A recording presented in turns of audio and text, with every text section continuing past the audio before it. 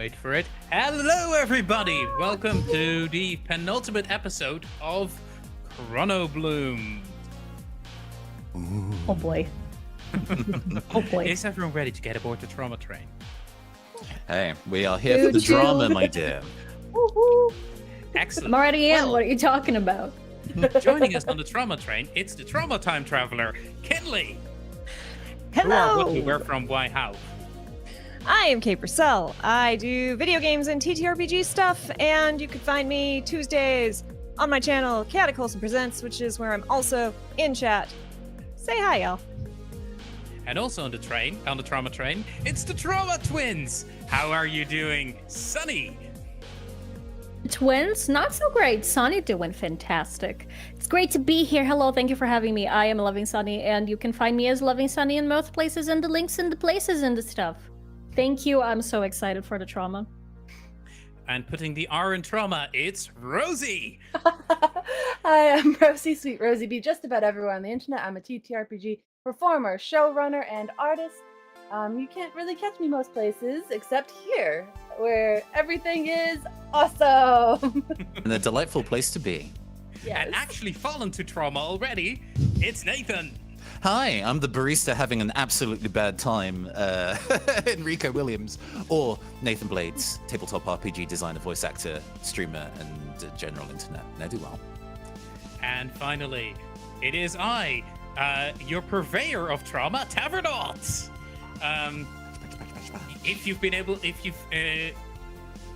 You're here, so you've been able to find me. I'm Tavernaut, Tav, go by he, him pronouns. I do the TTRPG thing, and I cause trauma to characters, not players. Causing trauma to players is very impolite. We have safety tools and everything. absolutely. The trauma is exclusively for the characters, and we love to see it. Mm-hmm. Yes. That is the way it should be done. And with Taver Darts? Mhm. Subtitles what? Hey, you know, it can't be perfect. They're doing their best. Their best doesn't work. So, we return to a bit of a scene. Who would like to do the recap for today? Oh. Maybe the person who has fallen to chaos? All right then, so this will at least give me the opportunity to settle into the voice, so when we actually do dramatics, it doesn't sound like complete ass. I am Enrico Williams, otherwise known as Layla, or Magical Girl, seems to be the flat term for it. I guess anybody could be one. But as of late, I've joined a bit of a magical girl team. All in the name of trying to go and handle the consumed, which is a state that a person turns into when they fall into magical despair, or so we understand. As of late, the consumed that have been showing up in our town have been pushed over the edge, not necessarily by a spell, but by a soda. Something called Power Ale. And since none of us want to go and have our entire town fall into 30 car pileups and smoke beasts, we decided to get to the bottom of it. Still, it seems that whatever is in this drink is sparked by anger.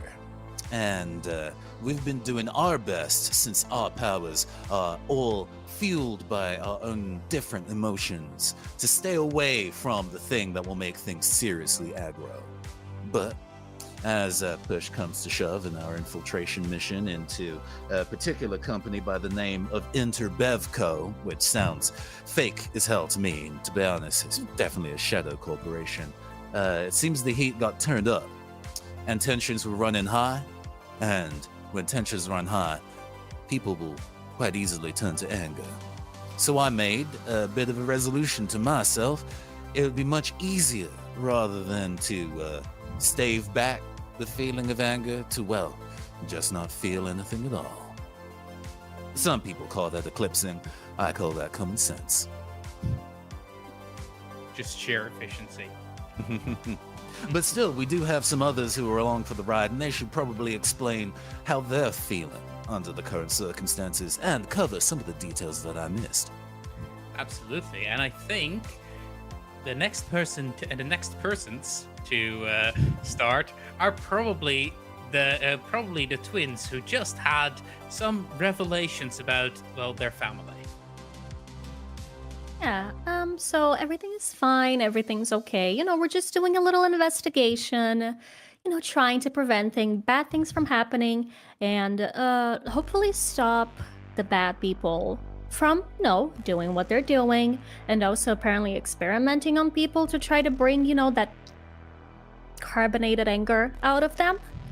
But sometimes you discover some things that are not particularly nice, as for example, the bad people that are bringing out the carbonated anger out of victims turn out to be your parents. And, you just learn that your parents work for an evil corporation and they're doing evil stuff. And I mean, that's super okay. That's super nice. Not like absolutely not a bad time at all. And sometimes, you don't even learn things, but the audience does learn that maybe you're gonna die in a potential future / different timeline and everything, because normal teenage, actually a young adult going to university things, a regular Tuesday, learning your family's evil and that the events of the world may lead to your death. Well, that's okay. I mean, yeah, things are going okay. Life is fatal. Oh, yeah, I mean, that's true. So, yeah, haha. Amazing. And, well, we have someone who's quite new to all of this and who is slowly but surely maybe regretting things. How is Hannah feeling? Oh, Hannah's having just the best day. She is currently fleeing from people that have tried to capture her after she failed to create an adequate distraction. And she is doing her darndest to protect these twins that are also having a day. All the while trying to suss out the mystery of what are in these labs. Equally fascinated by what is in these labs because science brain, and she loves all this technology, but she's pretty terrified at the moment. Not quite sure what's going on half the time with this wonderful group of magical girls. I mean, reasonable. And finally, how is our time travel coping? Well, was never quite sure I was the right person for, I don't know why it's me, but it is me, and I guess because, things do seem to work out, mostly, around me. I had plans, right? We were going to stop Hannah from transcending, and that was going to stop a lot of things, but apparently that didn't work, and self-awareness got on to me about that, and then, it turns out that two of my dear friends are related to, someone whom I've had a lot of conflict with over the many years and timeline and back and yes. And Wibbly-wobbly. Yeah, it's a bit confusing, even if you're not me. And then there was one person who I was certain had it all worked out. He's bloody brilliant and had already done, figured out all this magical stuff on his own and was very happy to talk about it and watched him fall into eclipse, and yes, so all of this is, and now I'm talking to the twins' father, who I've never heard of, through history or from them, which again, many timelines, and yeah, everything's going to work out. Very fire. So I believe that where we cut off last session was Enrico, Leyline, telling the mother of the twins to come down to the cannery and face them. Correct? Yes, addressing Alessia, I believe her name was, but come to the cannery to have a chat, and maybe to go and bring one Dana Palace along for the ride, since Dana seems to have achieved what Alessia desperately wants and has failed so far to get. Very well. So, as you start making your way down, through the wires, you settle in comfortably in like a camera, overviewing the cannery, waiting for Alessia to come down.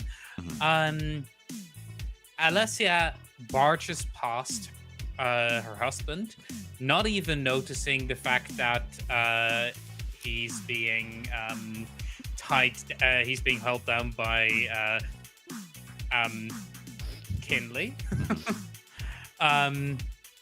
So Kinley, we kind of also left on the cliffhanger for you.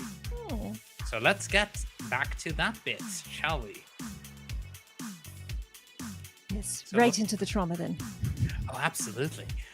So would you mind catching the stream up to the last words you said to lovely friend Sonny's dad? Kinley had reached into a jacket pocket after we flashed back or forward, timey-wimey, to a Forward. funeral and had drawn out the hair clips that you normally see Arya wearing and held them up. And he said, I don't know you, and I don't know exactly what that means in terms of the timeline, but what I do know is that people you love need you to act right now. Yeah, so he looks a bit confused at that. And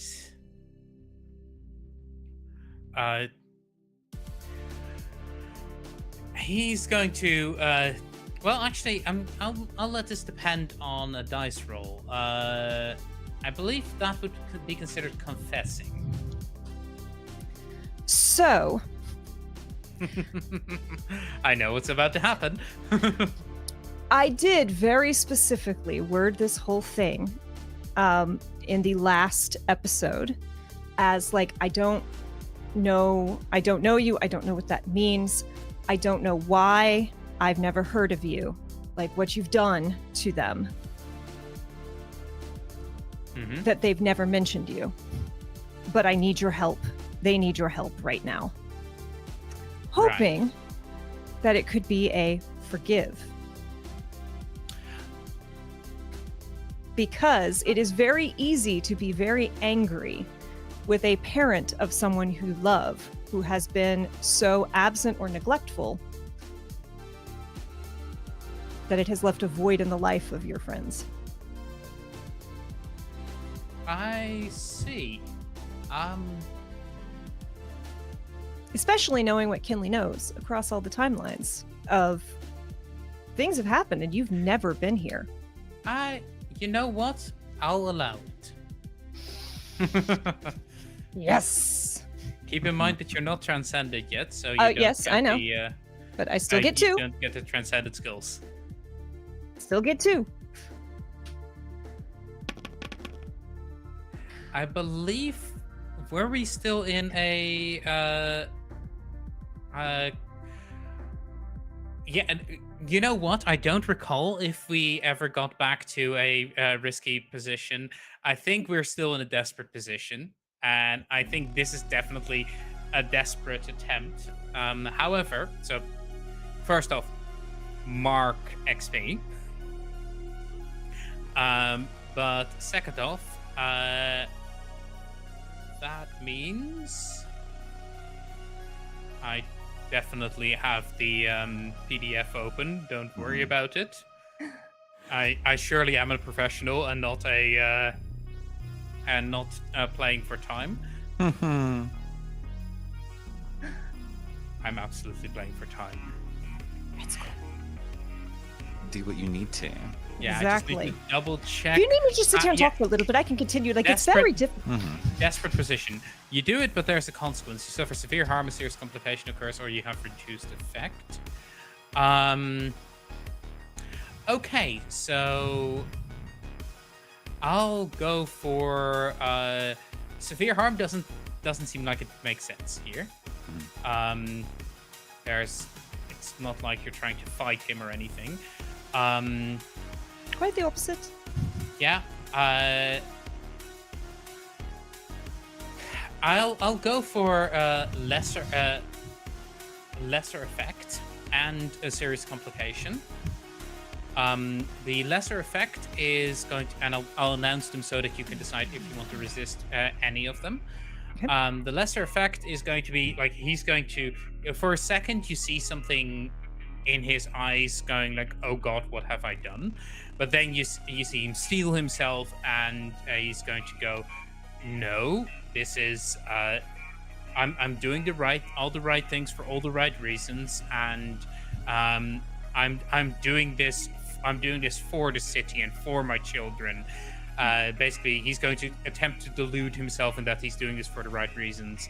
However, that will like get you this niggling bit of doubt inside his mind. And the complication is that he is going to yell out to his wife, "Hey, there's more of them."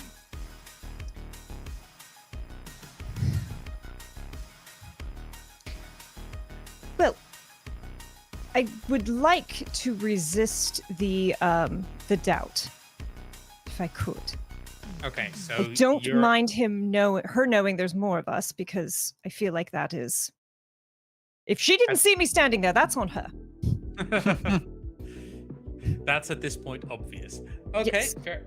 I'm oblivious, but if she's even more oblivious, I don't even. Fair enough. So in that case, I am happy to How would narrate. you like to resist that? I think Kinley is like watching his face after this very, heartfelt, and then reliving this memory of sitting with Alto for just hours in an empty, silent church.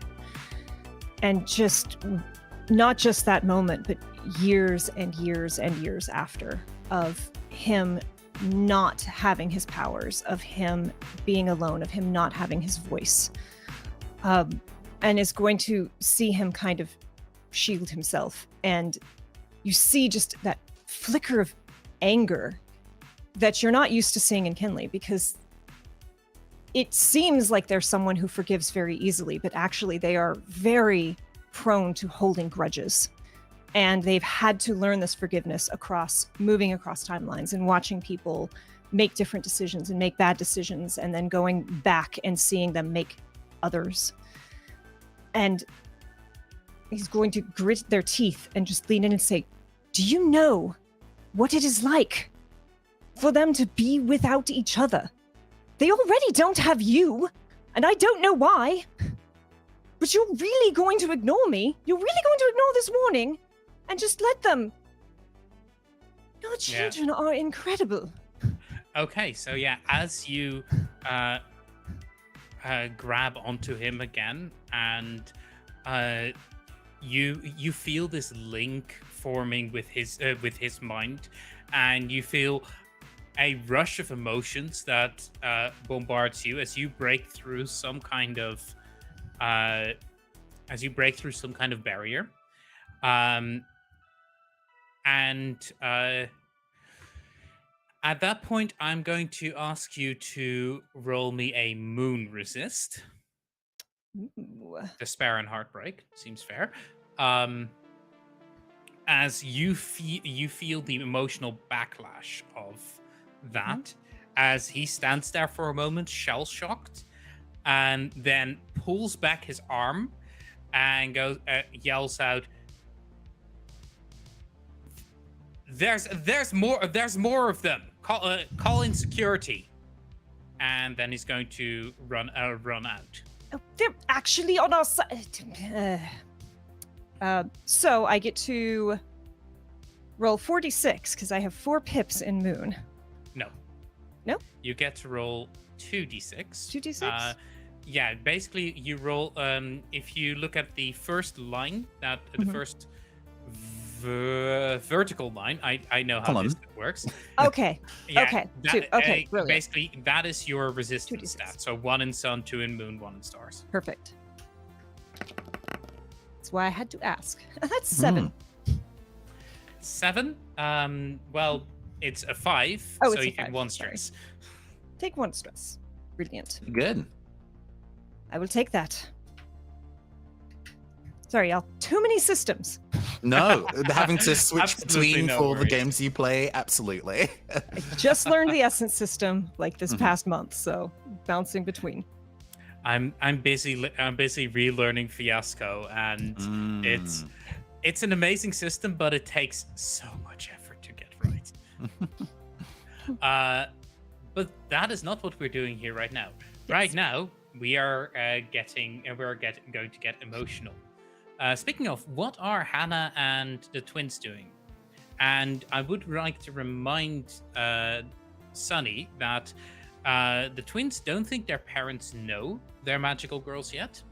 And from what you've seen, the magical girl disguises kind of operate by Clark Kent rules. So if you were to transform into your magical girl shape, you've got a significantly increased chance that they're not going to see through your disguise. Makes sense. I think Basically, me at and that Hannah point, went to lab. seeing through would only happen with a serious complication, and you can use your armor to resist that. Yeah. What is Hannah? Because we went to the lab. What is Hannah doing? How is Hannah doing? Hannah is taking a moment to just be in awe of all the high-tech stuff that's in here. Just, oh my goodness, if only my lab had these things, how amazing everything would be. And then that moment quickly is overcome by the sheer terror. She is in panic mode. She's like, okay, we don't have a lot of time. We gotta find whatever we can, take pictures, take clipboards, whatever you can, just like let's see what we can get, and then like get out of here. Are you okay? This feels like a lot. Yeah. I mean, no. Not gonna lie. Lying's not good, especially to friends. No. Not nice. Not good. I think it would be best to think about this later. Also, did you know that? They like look at each other like, no. Like, if I knew, you would too. Like they're a little like you see, they starting to desync a little bit, which is something that definitely doesn't happen very often. But they're like, okay, we can think about this later. We can talk about this later. Please tell us. Can you delegate us to do things? Pictures. I can take pictures of anything that's on clipboards. If there's any computers that are open, which would be amazing, because I'm not going to sit here trying to figure out passwords. Let's anything that is open and visible. Just start taking pictures. We can analyze it when we get back to Awa. Okay. Yeah, we can do that. I can do that. Thank you.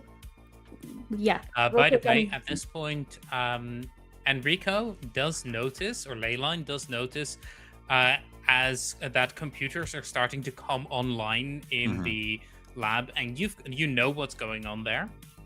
So and you've got time, you've got a second, so if you want, I'll let you assist in like attacks they're doing against computers, because you are currently Yes, you're currently the ghost in the shell. True. If you're gonna go roll some dice about that, I am happy to drain myself 1 stress. Oh, actually, since I'm currently eclipsed, there are some special rules that folks probably need to know if you need to catch up from last time. Of course. So there is a thing that I should have done last time and didn't. When you eclipse, which is when your stress tracker reaches, I guess, 9, you specifically say when you eclipse, this kind of sentence has to be said that's on the character sheet. So I'll do that now. No more wasting time. No, that's not even the voice. Gosh, coffee. Coffee is now my like keyword for the voice too. It's great. Coffee, right? No more wasting time with friends or feelings. They just get in the way. It's time to focus on something real and tangible, something that makes sense. You find a concrete, rational, and entirely impossible task to pursue to the exclusion of all else. Now, I can be broken from Eclipse one of 2 ways. One way is to continue spending stress rather than gaining stress. Spending stress until I hit 0 stress, at which point I am removed from the narrative via whatever would be the most dramatic and cool way possible. Or I can be broken out of Eclipse, and there is a specific sentence for that as well. You escape Eclipse when someone works alongside you on your task without judgment, and you let the task go incomplete and unresolved. So currently, Enrico is very driven to specifically, since it came up on our way in, drag the understanding of how Dana Palace manifests her transformative powers, what emotion drives that, so it could be used for future endeavors, and that has now become his entire focus. But all of this is a long way of saying I am spending the stress points I have accrued rather than gaining stress while I'm eclipsed. So I will spend 1 stress going down to 6 to give you an additional die on your next gathering information from these computers roll, Hannah. Thank you, thank you. Okay, so you find yourself in this laboratory, and just even with a quick scan, with your basic you have a combination of just the scientist's understanding, having worked with a lot of these machines before, but also something has sparked in you now that you have awakened to your power that allows you to make these connections a little bit quicker, almost supernaturally so, as you go into what is essentially Sherlock vision, and you scan over the facility, and so the things that you that you are pretty much immediately able to tell are this facility itself is not necessarily about creating the specific chemical that forced people to transcend violently, that forced people to be consumed. Instead, it seems like they're working on something else. There's you'd expect, if this was like chemical research, you'd expect to see centrifuges and spectrometers, that kind of stuff. Instead, a lot of what you're seeing is little electronics, like PCB forges, a whole array of advanced 3D printers. And you've seen these in action before. These are used to make devices, not just, they don't just print plastic, they print a full metal-based PCB. So as you look around here, you realize there's something else going on, and none of you know what. On one of these sort of... You're also immediately able to pinpoint from, like, there's one place where there's a whole bunch of like coffee cup rings near one of the computers. You're able to pinpoint the computer that's likely used the most. Excellent. Looking at that and looking around, how big is this lab? Is it like a huge space, or is it quickly scannable? It's quickly scannable. Okay. You imagine that this is like a lab where like 4 to 5 people could work comfortably, 10 to 15 people could work uncomfortably, based on the amount of equipment. On one of those 3D printer, like the metal 3D printers, are there anything that looks finished, or are they all kind of running, or are they empty? Yes, actually, there are. Well, there's what you see is in one side of the building, there's a bunch of these metal cupboards that are closed off. Have both a pin pad and a biometric lock next to them, and it's helpfully labeled prototypes. However, there's also like a waste bin next to the printer that has a note on it that says "Keep Secured," but you notice that it is unlocked. And as you open it, you see a bunch of failed 3D prints from the machine. Okay, because we're quick on time, I'm not going to bother with the keypad or the prototypes. I'm just going to grab 1 or 2 from the waste bin. Just whatever looks the most complete, because I don't know what they're supposed to look like. Whatever has the most mass. Yeah, okay. Yeah, Shove you those reach in, in. you grab a few. And then try to find notes, try to take pictures of stuff. I'm taking pictures of the lab as we're going through as well. Yeah. Okay. Do you want to dive any? Do you want to do any more specific diving into whatever you find, or? On the computer that looks most used, if it is accessible, I would like to try to quickly scan through it. Where stuff I would, if I were organizing a system where I would put stuff, but this is someone else's system, so just kind of logic through it. As you get to it, it boots up and it has just a very simple login prompt on it with a notification above that intrusion, that this is a well, now that is interesting. The machine says that this is a private computer of and the data on it is the property of Helios Integrated Technologies, and that any intrusion by unauthorized parties will be prosecuted to the fullest extent of the law. Okay.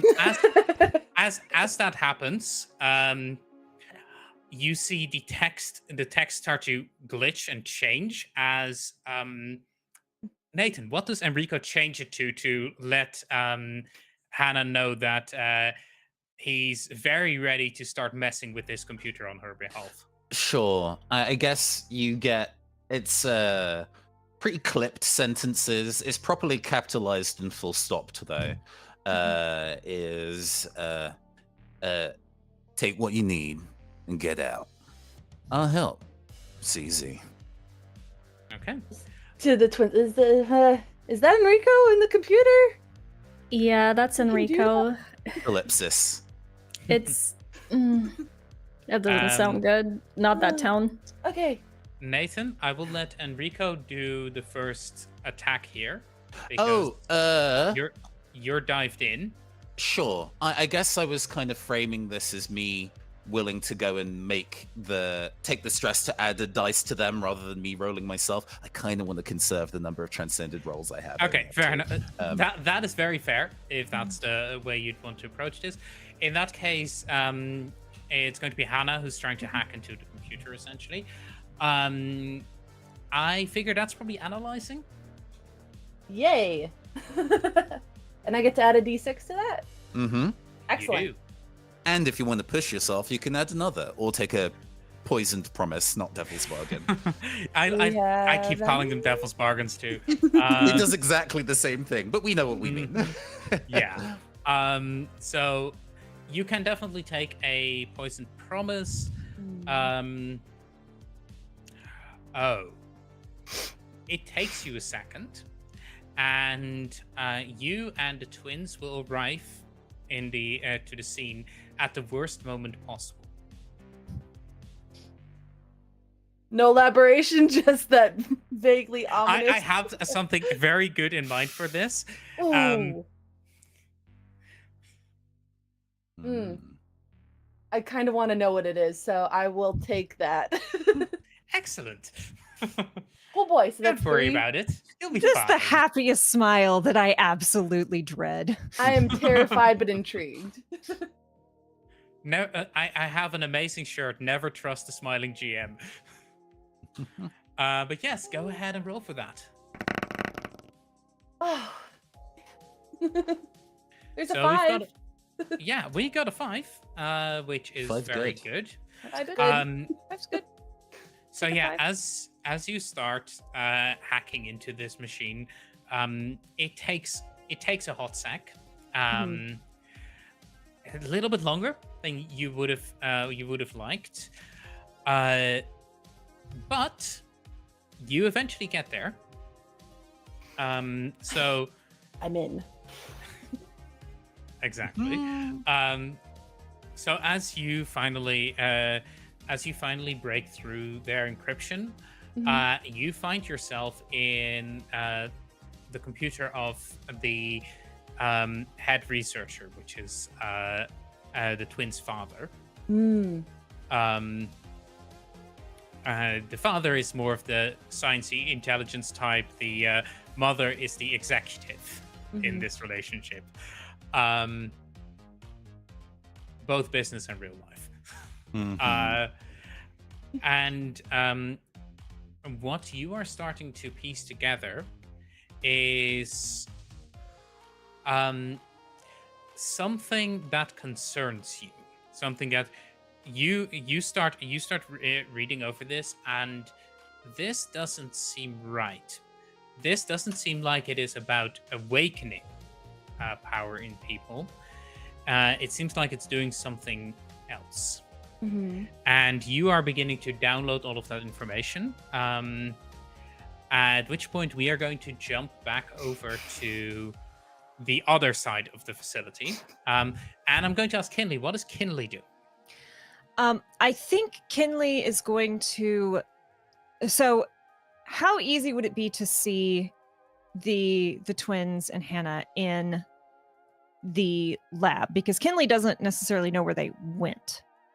So as you rush onto the balustrade, you look at the lab, and the lab has these glass sidings, and you can see through them. Okay.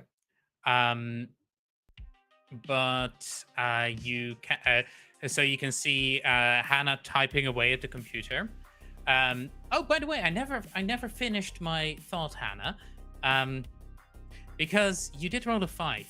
A serious complication occurs as you notice that the computer starts acting a little bit strangely.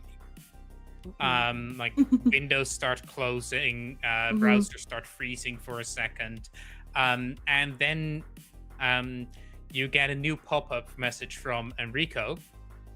I'll let you put it in your own words, but essentially it is, they're onto you, you're out of time.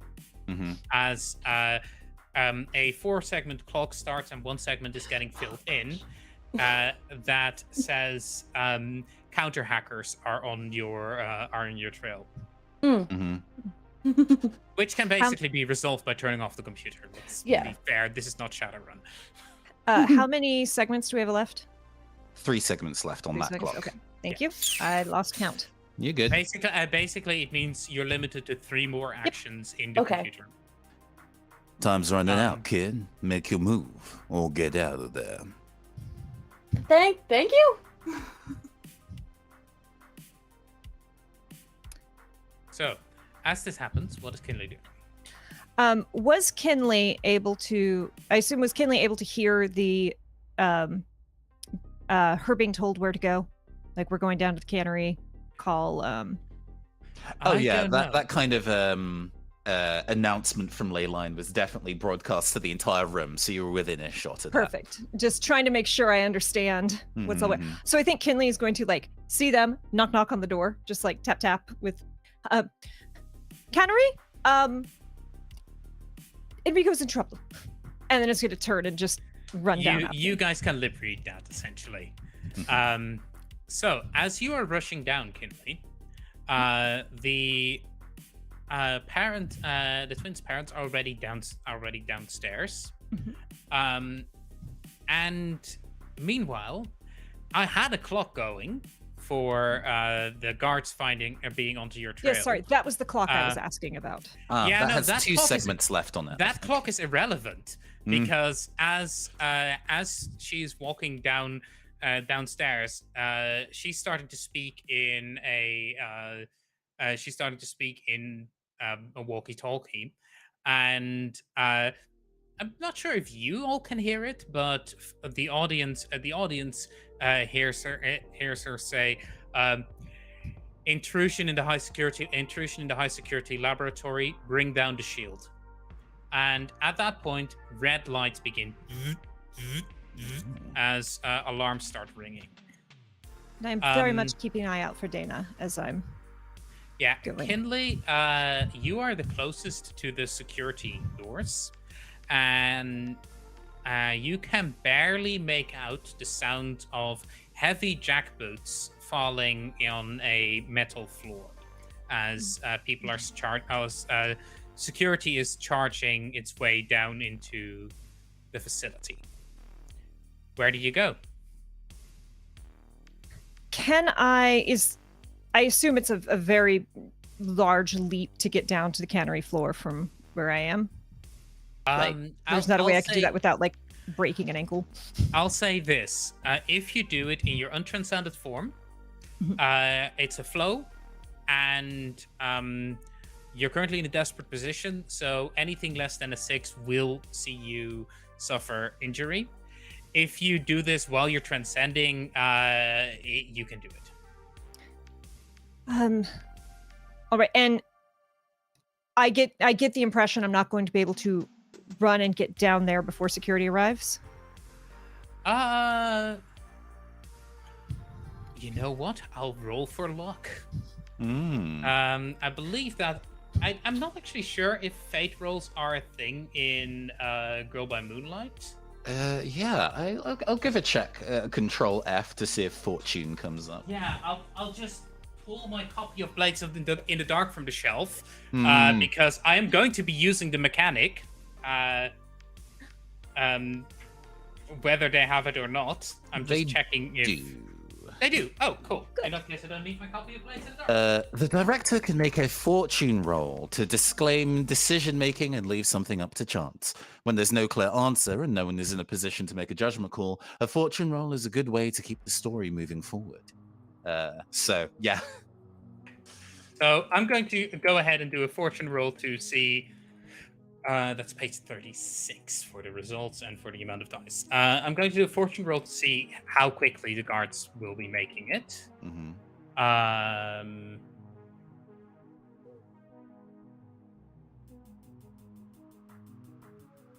Oh, delight. They do note that it is a thing. They just don't note the actual mechanics with it. Yeah. Beta rules. Yeah, beta. We're getting there. They're working on it. I'm pretty sure that this is a case of beta is beta, and a case of they're working off of another system. Yeah. But I think your judgment call to just look to see what it says in the Blades in the Dark book makes sense here. So yeah, absolutely. I also know about where to find it in the Blades in the Dark book. So cool. I'm scrolling through that real quick. Action rolls, double duty rolls, Devil's Bargain. This is why I like using PDFs. I'm just causing all the trauma today. Just flip through books. Control trauma. F. Even the DM gets a little bit of trauma. As a treat. As a treat. Page 34. There we go. Okay. I paged past it. Let's see. Fortune roll. Plus 1 die for each turret rating, plus 1 die for major advantage, minus 1 die for major disadvantage. I'll say that it's flat 1 die.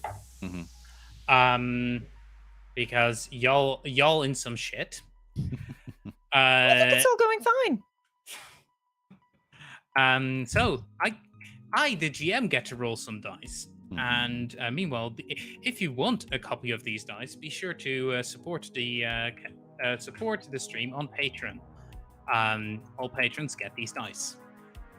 For this month only, run. Or something like that. Don't walk to patreon.com/. So single die roll.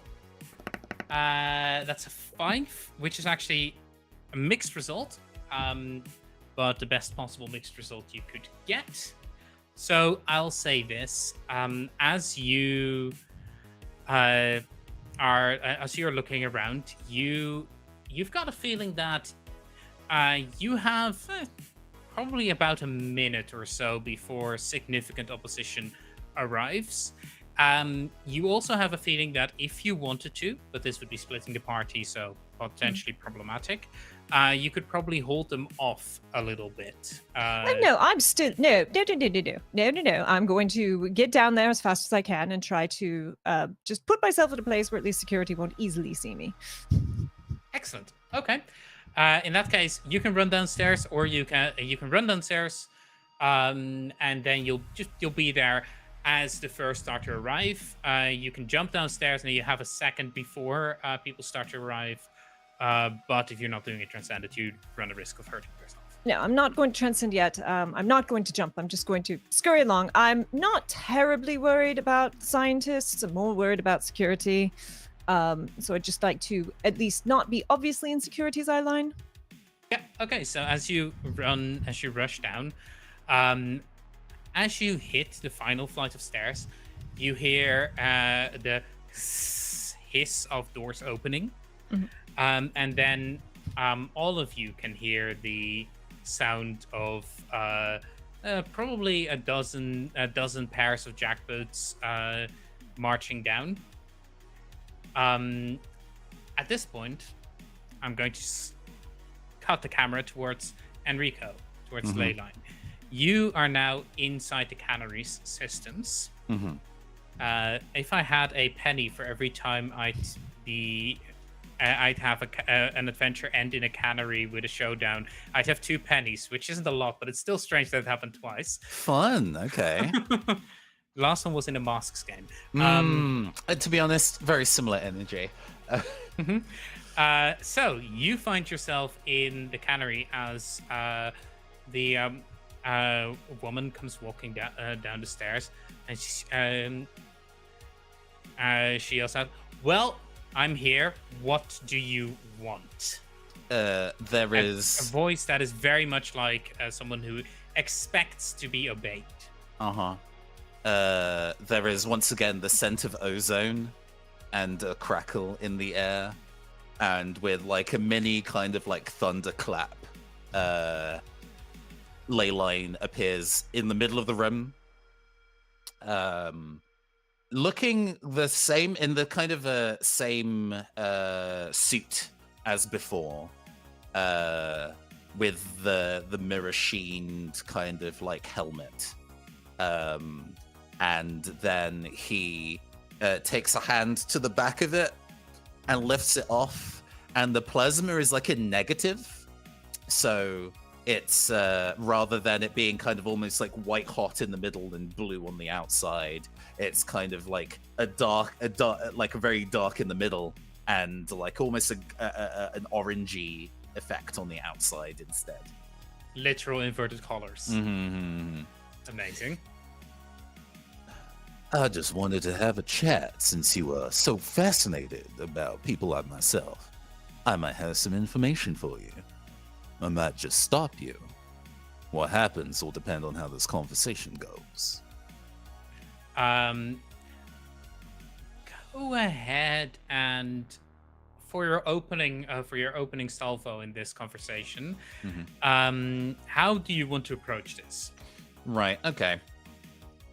I'm specifically trying to cold read and fish for information out of her right now. You know, we don't know too much about the circumstances, so I'm poking. So I'd like to make it so you're even less trying to interact with her. You're more trying to poke the right button and elicit a response. She's angry. The fact that she showed up to this at all does mean that she's interested in getting something out of this. But it's easy to go and do the correct plan of attack when I know what she wants. Also, I'm wasting her time.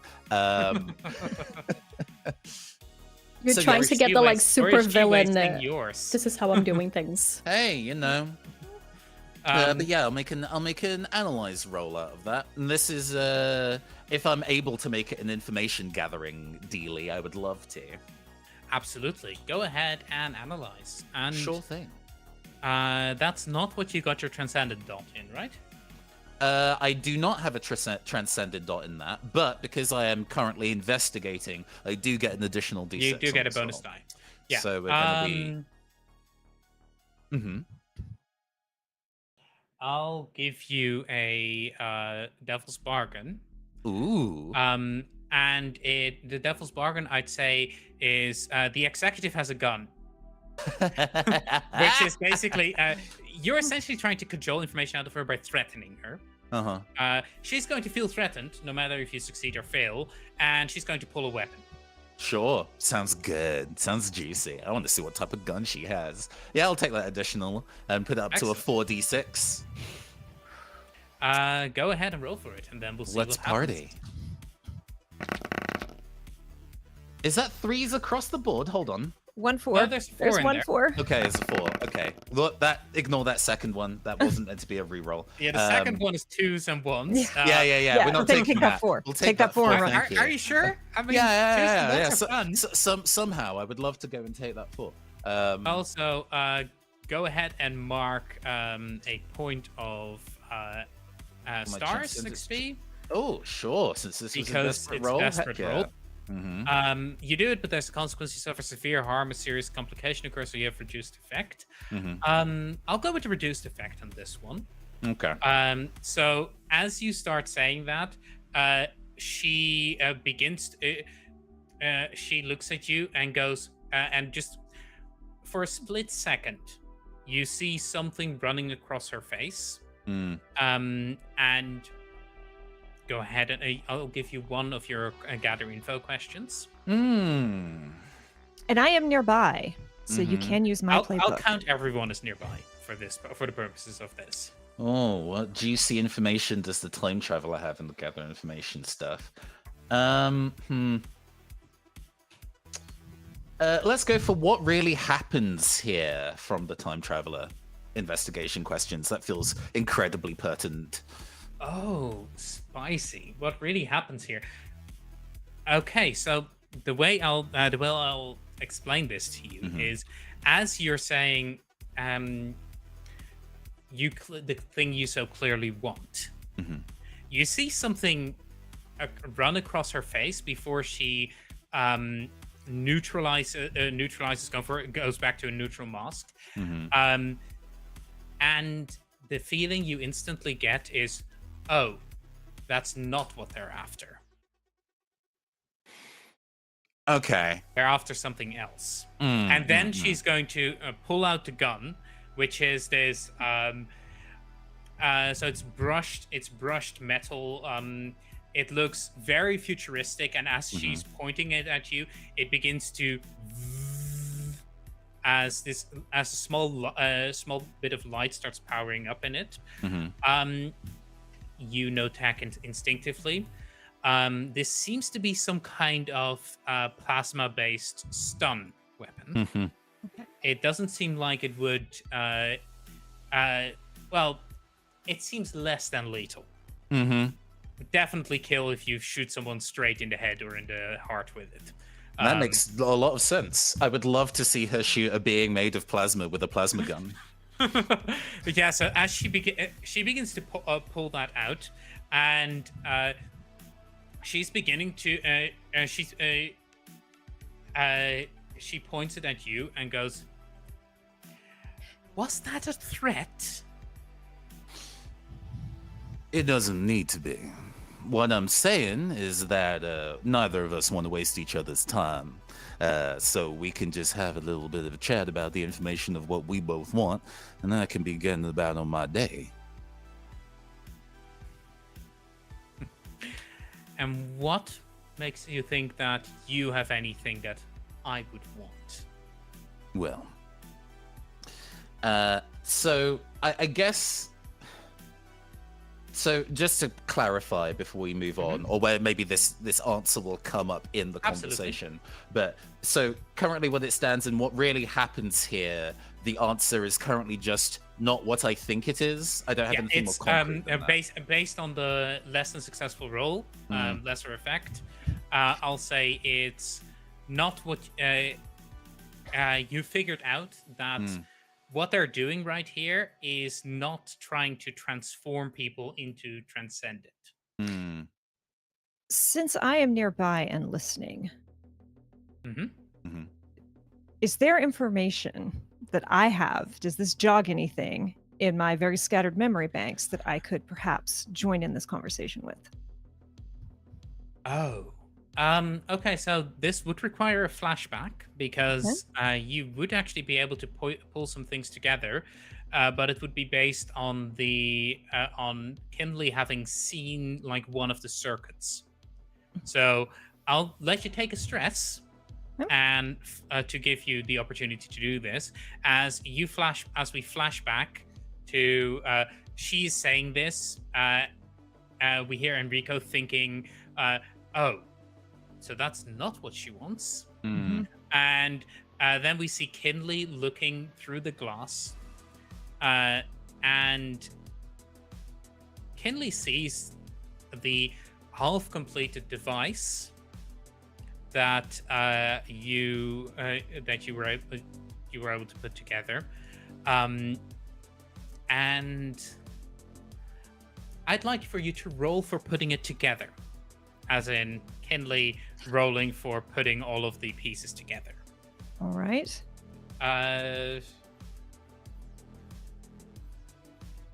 How would you like to approach this? I can do an analyze, or I could do a defy, in that I am so tired. All the plans I have made of how I'm going to fix this timeline have not worked. You're so tired of this bullshit that you're basically going, oh, fuck. You know what? I'll let you defy. That's I've fine. got the same in both, so I don't Yeah, I care know. which. It's all flavor. I'll go ahead and mark some XP there for you. And then go ahead and roll for it. Come on, dice. I've only got one. Come on, Believe dice. in you. Believe in me who believes in you. Hey, That's a 6. That's a we 6. take those. Woo! I don't normally Okay. get those. So a whole bunch of things are going to happen at the same time now. Because remember, Hannah, how I said you would be arriving in the worst possible time? Sure do. I never said that it was the worst possible time for Hannah.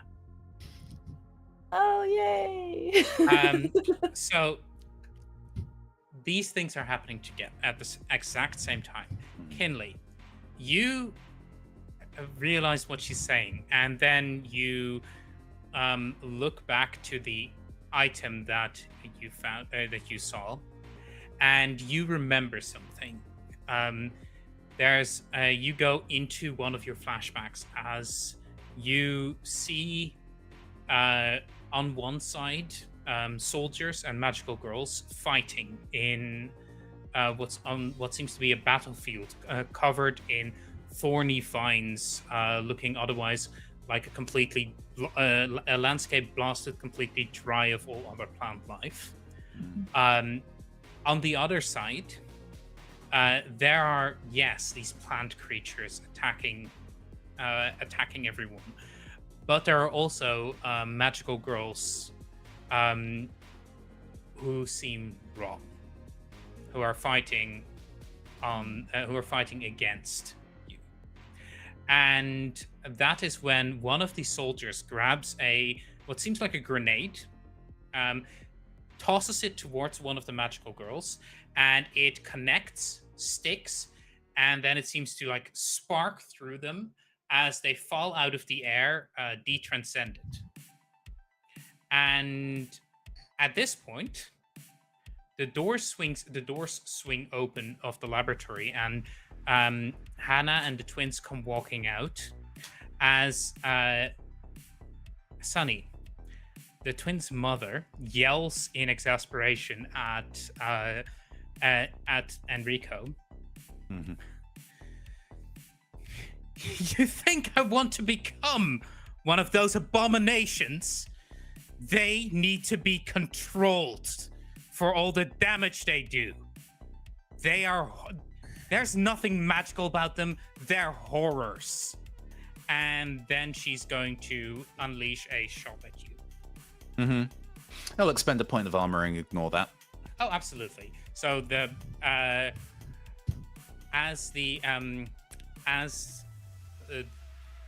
a flash of light in the room.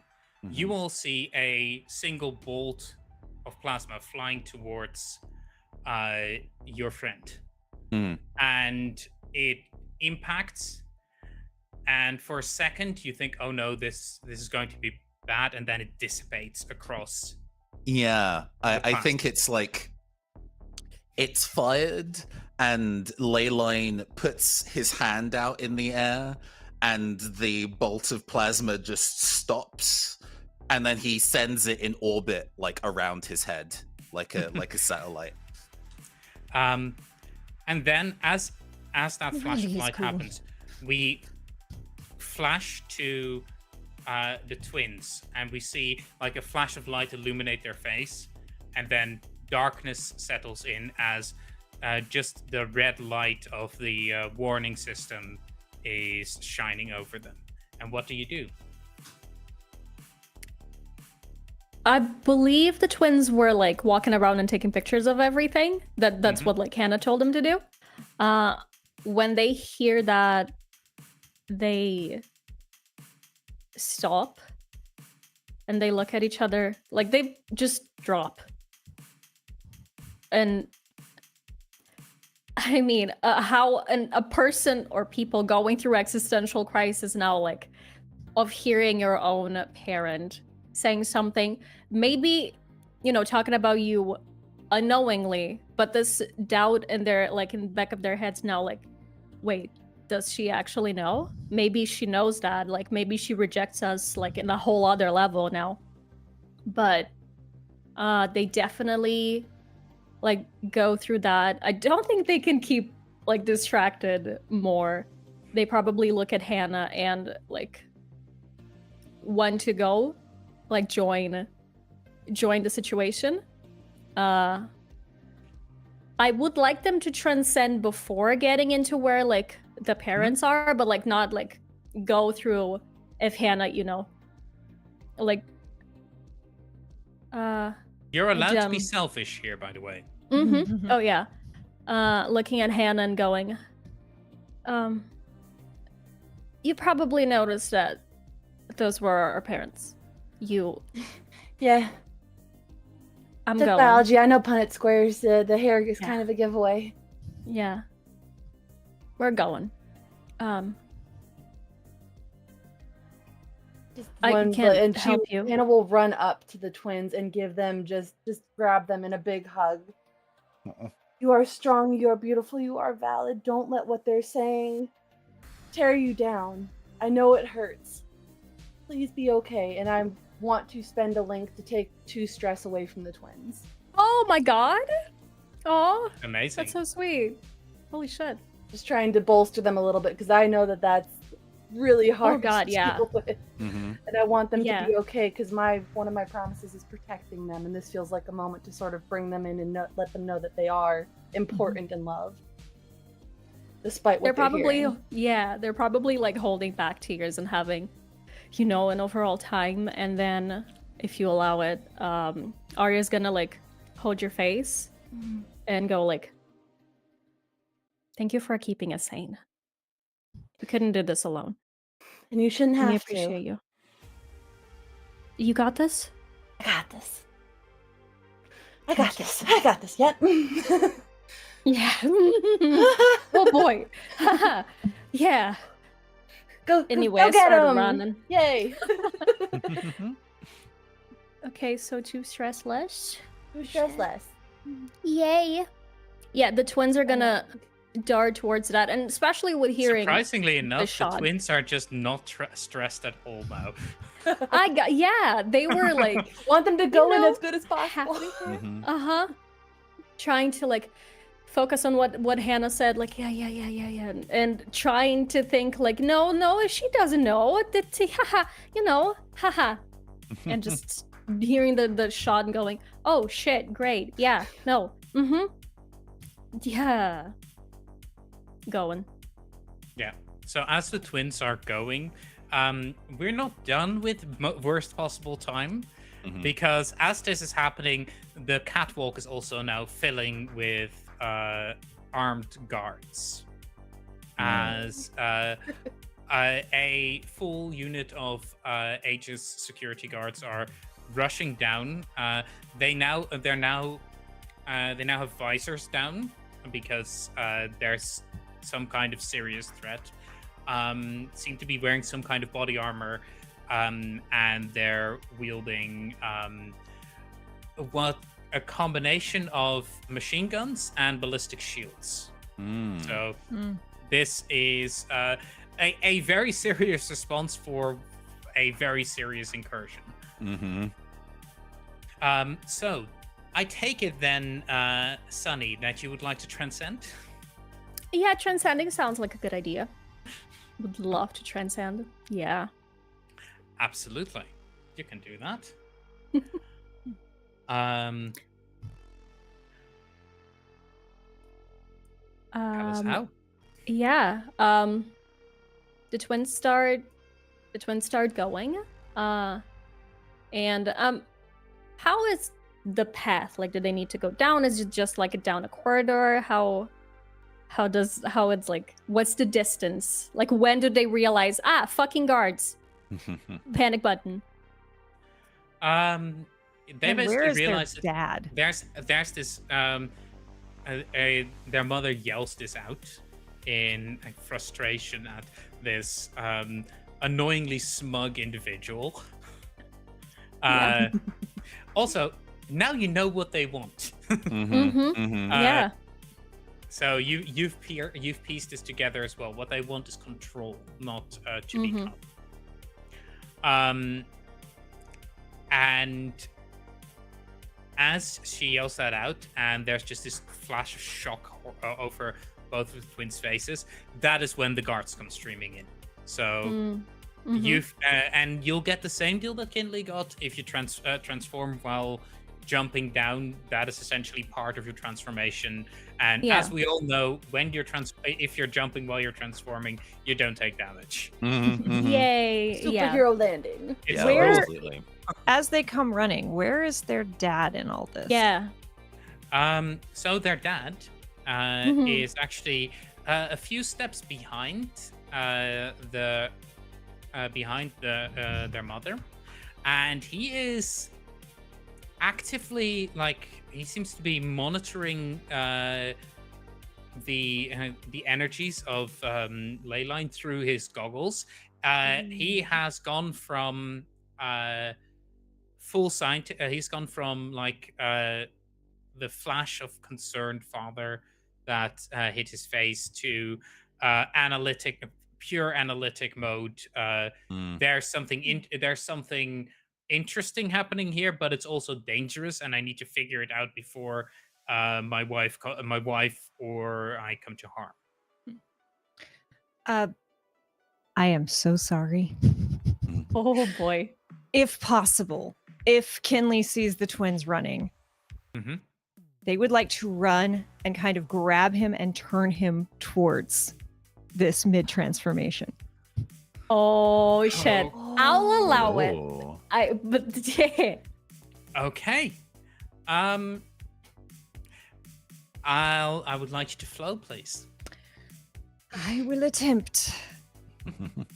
I have none. So Would you Can I like to take- assist?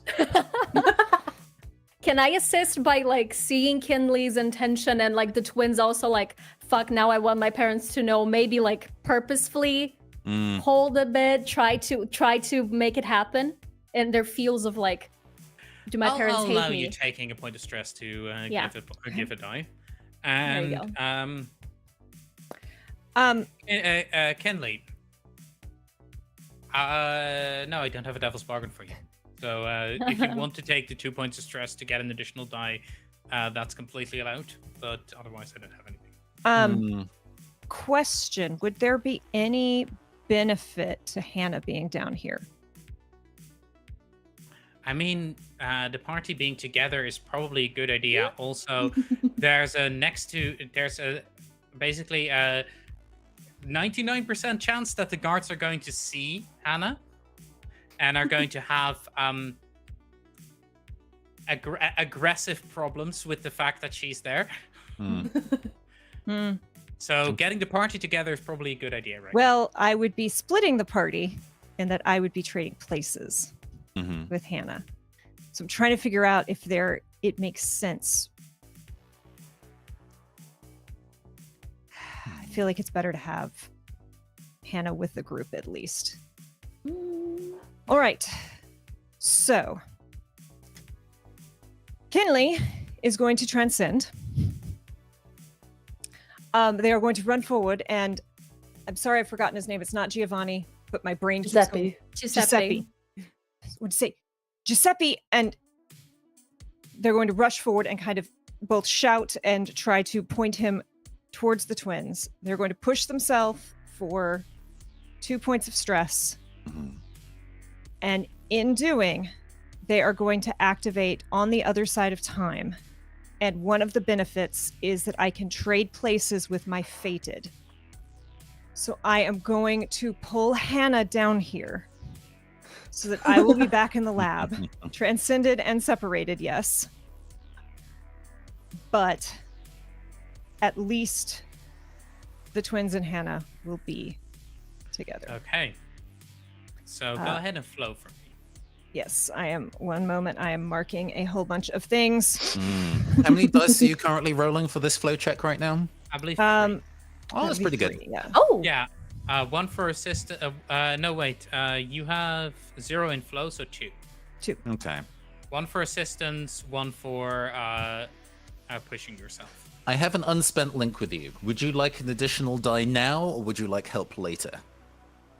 I feel like I'm going to need help later. You got it, boss. Because either way, Hannah and I are trading places. Okay, come on. Come on, digital dice, be kind to me. It's a 5. Take a 5. Fives.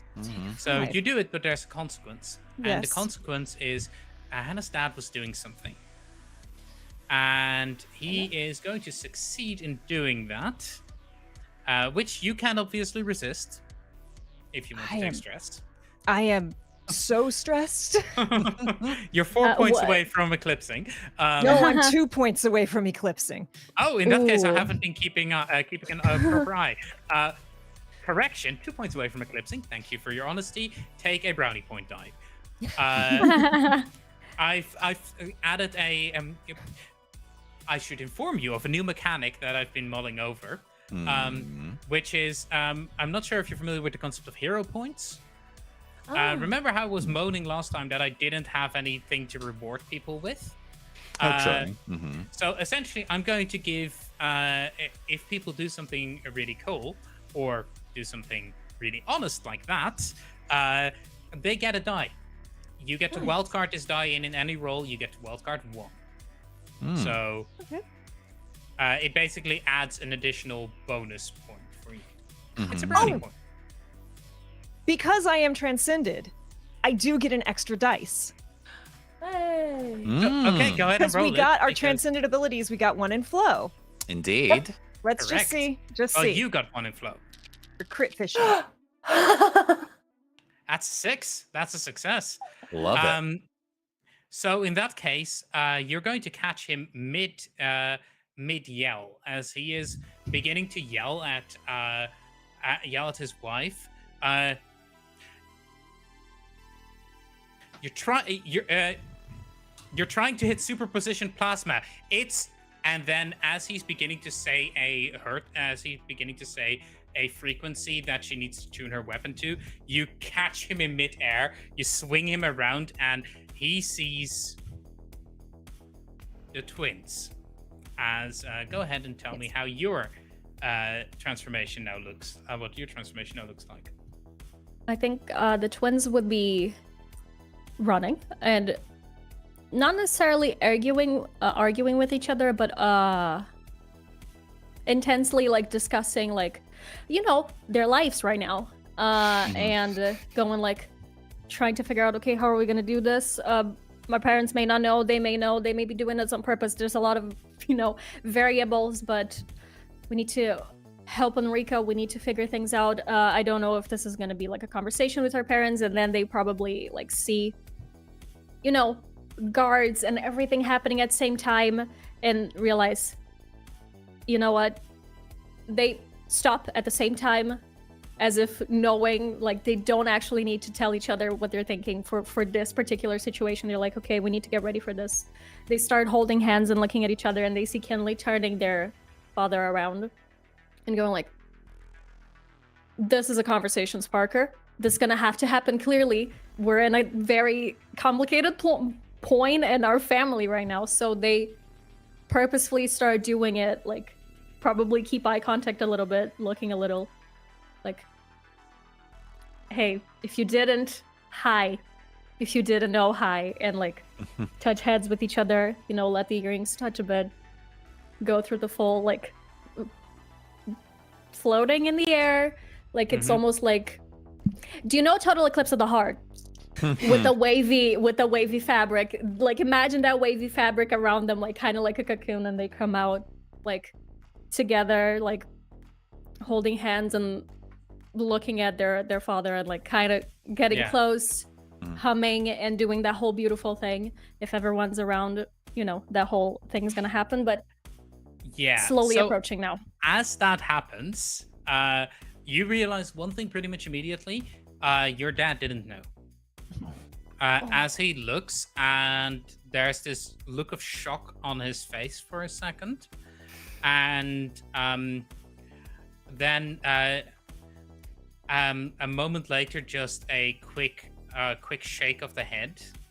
That just, there's this conspiratorial look between you, as he's essentially going, "Don't tell your mother."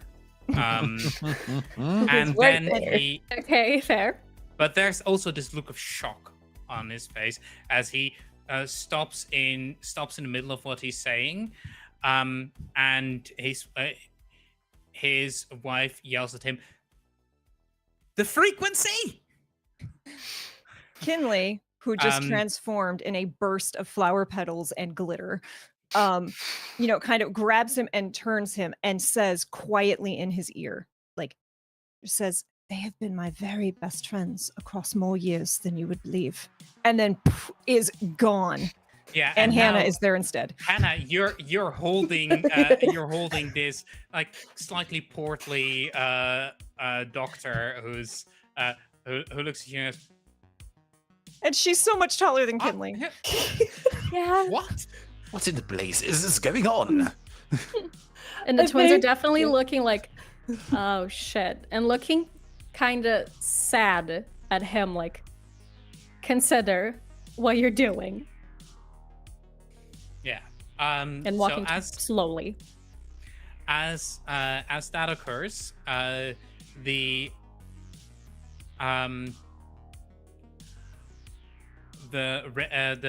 top walkway fills up, has now filled up with guards. As in fact, there is one, the woman you were expecting is with the group. Ooh. As she yells down, Dr. Allegri, what's going on? And there's this yell back. Don't you see? We have an incursion. Deal with them. Any way I can resist that? Resist what? Our dad saying that, like, looking at him. No. Dr. Allegri in this case is our your mother. mother. Mm-hmm. Yeah, never mind then. Your father is still kind of shell-shocked. Fair. About all of this, and hasn't responded yet, and has also not yet responded to the request for the proper frequency to deal with the electric boogaloo here. I don't know that it will make any difference, but Kinley will look across to Dana and raise an arm in a salute and say, "Shields held high." Oh. Okay. So, I would like you to make me a... What attribute is this? What are you trying to get out of them, I guess, is the important question. Empathize. Mm. Confess? Ooh. Express. Mm. We can go back to the descriptions of those actions if we need a reminder. Yeah. Based on what Kinley is doing, Mhm. I'll call it. Honestly, defying, probably. Oh. I could see it defying. I do want her to know that she should be on our side. And I'm just gonna use that extra dice. Oh, you would love to use that additional dice, huh? Yeah. Cool. I got an however- extra. No, However- I'm more than happy to go and supply that additional die. You're going to get a very specific reaction out of Leyline. Oh no, I got an extra dice for confessing my stress level. Ah, right. Oh, your brownie point. Yes. Mhm. You don't I was need the gonna say lesser, muffin. you don't need the additional link. No worries, you good. I mean- Amazing.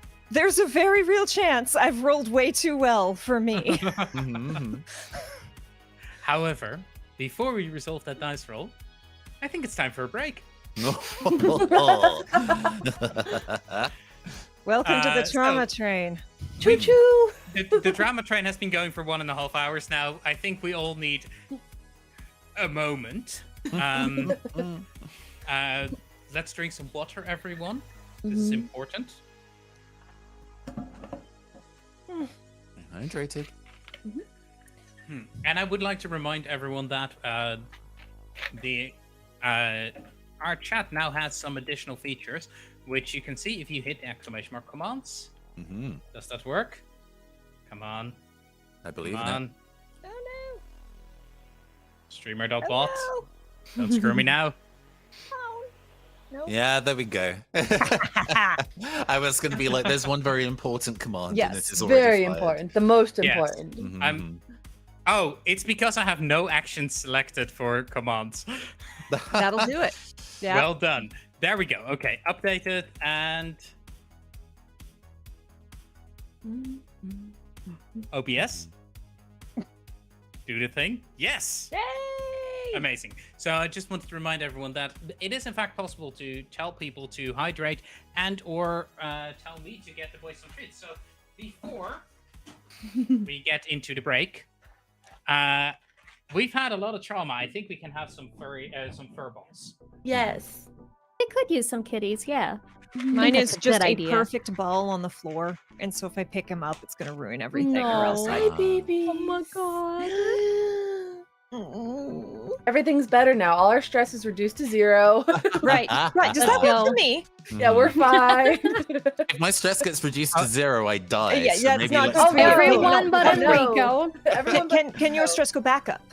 Yes, in instances where I would You- recover stress mechanically, I gain stress instead, Yes, which is very poetic. I love Enrico that. would not be happy with fur everywhere. More things gets in the clean. circuit. Yes. No fur in the clean room. Mhm. Yuki is currently sitting on the ground, so I'm afraid that the stream won't be able to see. But Yuki has also been treated. Good. And with that, I think it's time for a quick break. See you all in a bit. Bye-bye.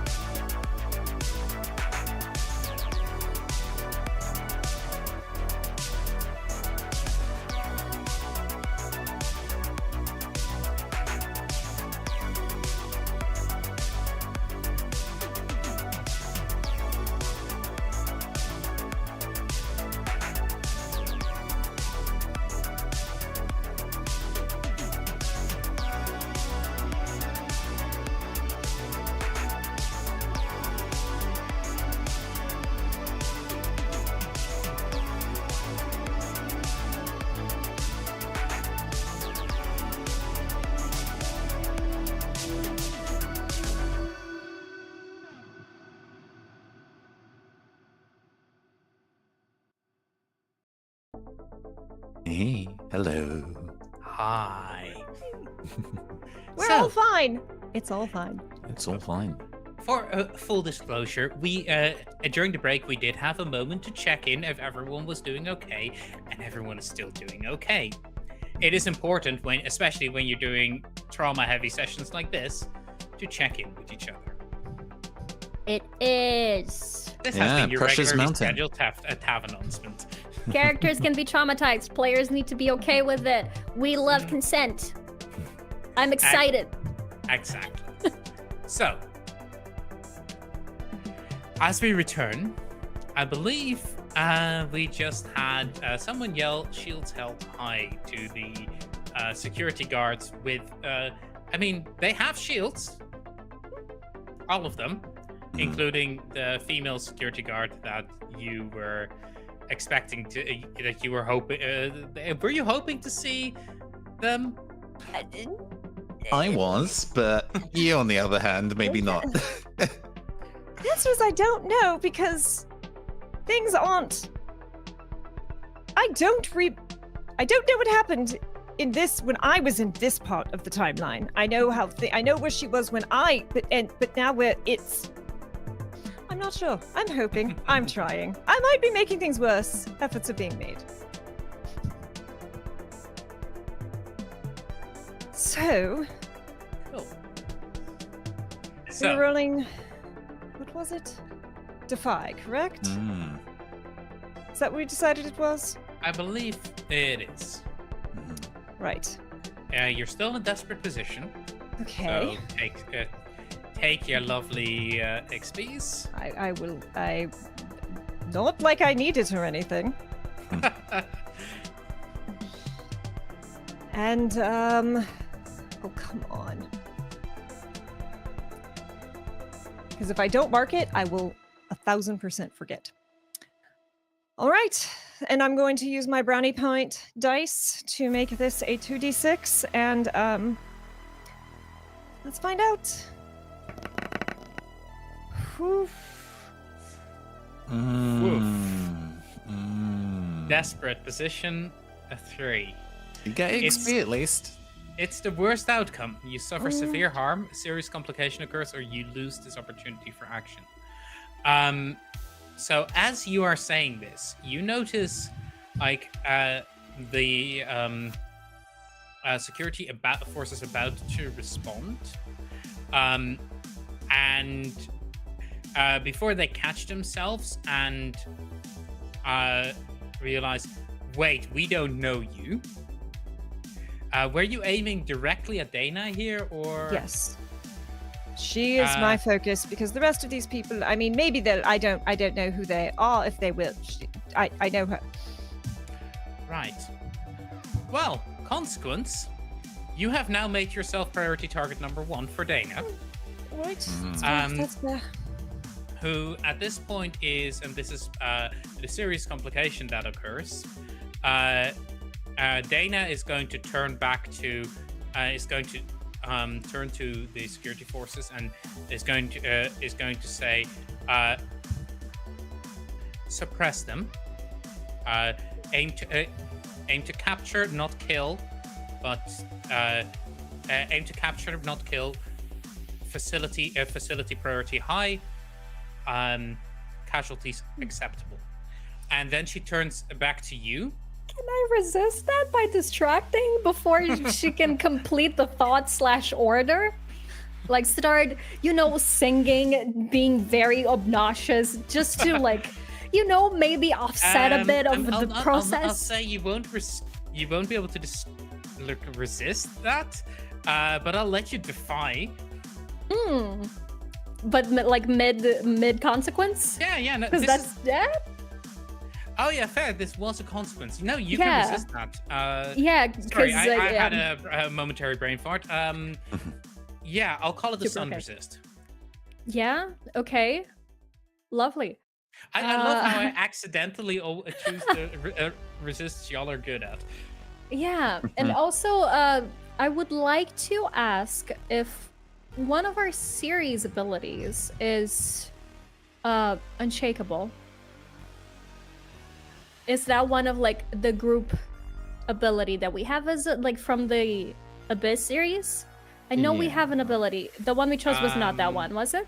No, we chose Hope is Strength. While you are Excellent, that transcended, you is- get an additional dot in Forgive, Yeah. Empathize, and Flame. That is super okay. Just wanted to confirm. I can roll 3 dice though. That's okay. Hey. Hey. Yeah, I have everything in Sun, at least a little bit. Oh. Did it roll? I cannot see my own roll. I It did should- Five, roll. 2, You and got a 2. 5 out of that.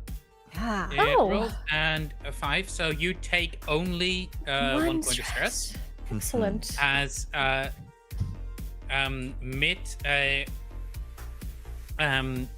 as she is about to finish the casualties acceptable, it's not so much like interrupting her as a sound wave that cancels out the last thing she says, as they now do bang weapons to shields, and first she turns to them as she takes something out of her she takes what seems to be like some sort of stun baton out of her pocket, then shakes it down once as as light begins to streak out of it, and it forms in this spear. As so the emotion that you all start feeling resonating through the room, because this is something that a certain something really wanted to know, is protectiveness. She wants her ultimate goal here is that no one dies, and that everything that the facility is protected. However, one of these is more important to her than the other. As she turns to the guards, and as she taps the ground with her spear, says "shields held high" to them, and as she's beginning to transform, golden light shining out from her, a breastplate of gold starts to appear, flowing white robes, and a Grecian hoplite's helm appears on her head. The shield itself, the ballistic shield that she was holding, transforming into this round shield with a Gorgon's head on it. Behind her, the guards all bang their shields simultaneously as mid-transformation, as they yell, "Roar like dragons!" and then turn and start to advance on the rest of you. Can I just say, Kinley, being just a little clueless, is still standing there, like looking very, like, confident, and they would shout out "Roar like dragons" with everyone else. And yeah, so Nothing as she to do does with that, there's this the face of this new magical girl, Dana Palace. She turns towards you, and that's a face of anger that's looking down at you, and like pure disdain. And she she yells at you, "You have not earned that distinction," and then charges you. Not yet. Well, if it ain't Athena herself, I would keep those emotions in check if I were you. I'm going to use my transcendent ability. Okay. Getting the correct name of it. Here's one I prepared earlier. Once per transcendence, you may activate a flashback without spending stress to create a device that does one of the following: allow for an escape, reveal unexpected information, or create an opportunity for empower. We get a brief flashback to when we blagged our way in as security guards and went to equipment, and fools that they were, not knowing what they have wrought, gave Enrico Williams, the supernatural engineer, a taser gun. Oh no. and has been kind of like we see multiple shots of them walking down corridors or like going through the kind of like sterilization chamber, and he's been running his hand across it and restructuring it passively while doing other bits and pieces. And it now looks it definitely looks a lot more rail cannon-y as he points it at the large kind of like, since we're in the bottling plant part of this, I assume there is just a massive stack of crates of power ale. Oh, absolutely. There's even, if you would like it, those massive vats that they have the syrup in before it gets infused with carbon Big dioxide. glowing suspended jar. Hell yeah! Let's Batman it. Now that what I just realized is, that means there's also pressurized CO2 containers. But hey, Do there are with this multiple information explosive what you things in will. here, but there's a specific explosive thing that we'll get to. I would keep your emotions in check if I were you. There's a reason why I wanted to have this conversation here. We are standing in a room with a material that is highly volatile to anger. And I'm looking at two pissed off women today.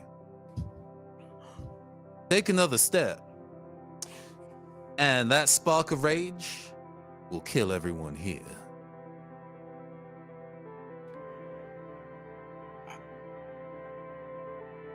Okay. After all, you ain't interested in making magical girls, but you sure have found a way to kill yourself, unfortunately. They'll get high for your own supply, so I say. I'm trying to figure out what this would be. Well, first off, what exactly are you using your this is what I prepared earlier for? Yeah, no, I'm creating an a route for escape, I think is the specific wording. I love being able to read my own character sheet. I'm very smart and cool. Allow for an escape. Yeah. So this is a kind of like, hey, we're going to be walking out of here, and if you make a move, I'm going to explode the thing that, while tensions are running high, are going to turn everyone here into smoke monsters, except me, because I don't feel anything right now.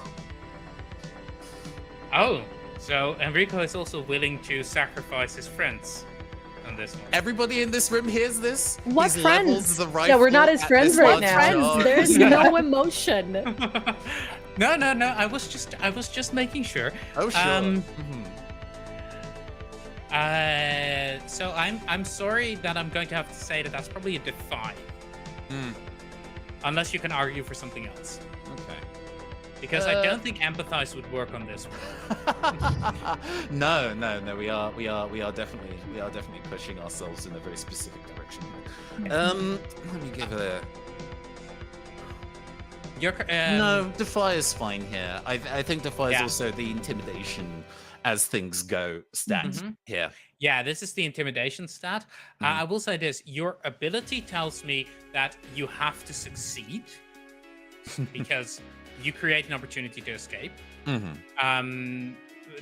Whether you succeed is probably more going to be based off of whether or not is there collateral? How easily do we escape? Do they give no, chase? it's whether or not the rest of the party decides that escaping right now is a good idea. This is or true. not. I'm not in control of how they feel about any of this. That is going to be their decision, not yours. However, I'm going to say that your defy roll here is more to see how much is this going to bite you. All right. I will push myself and drain myself of 2 stress to go down to 4.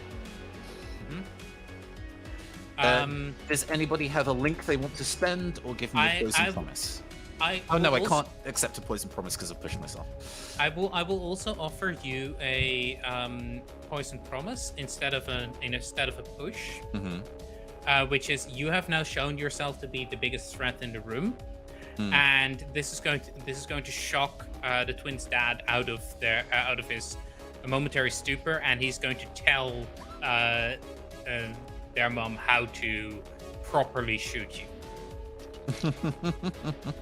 Anyway, the twins could have like done when Alto started singing, done the beacon action that gives people links, so people have absolutely. links You can have had that active.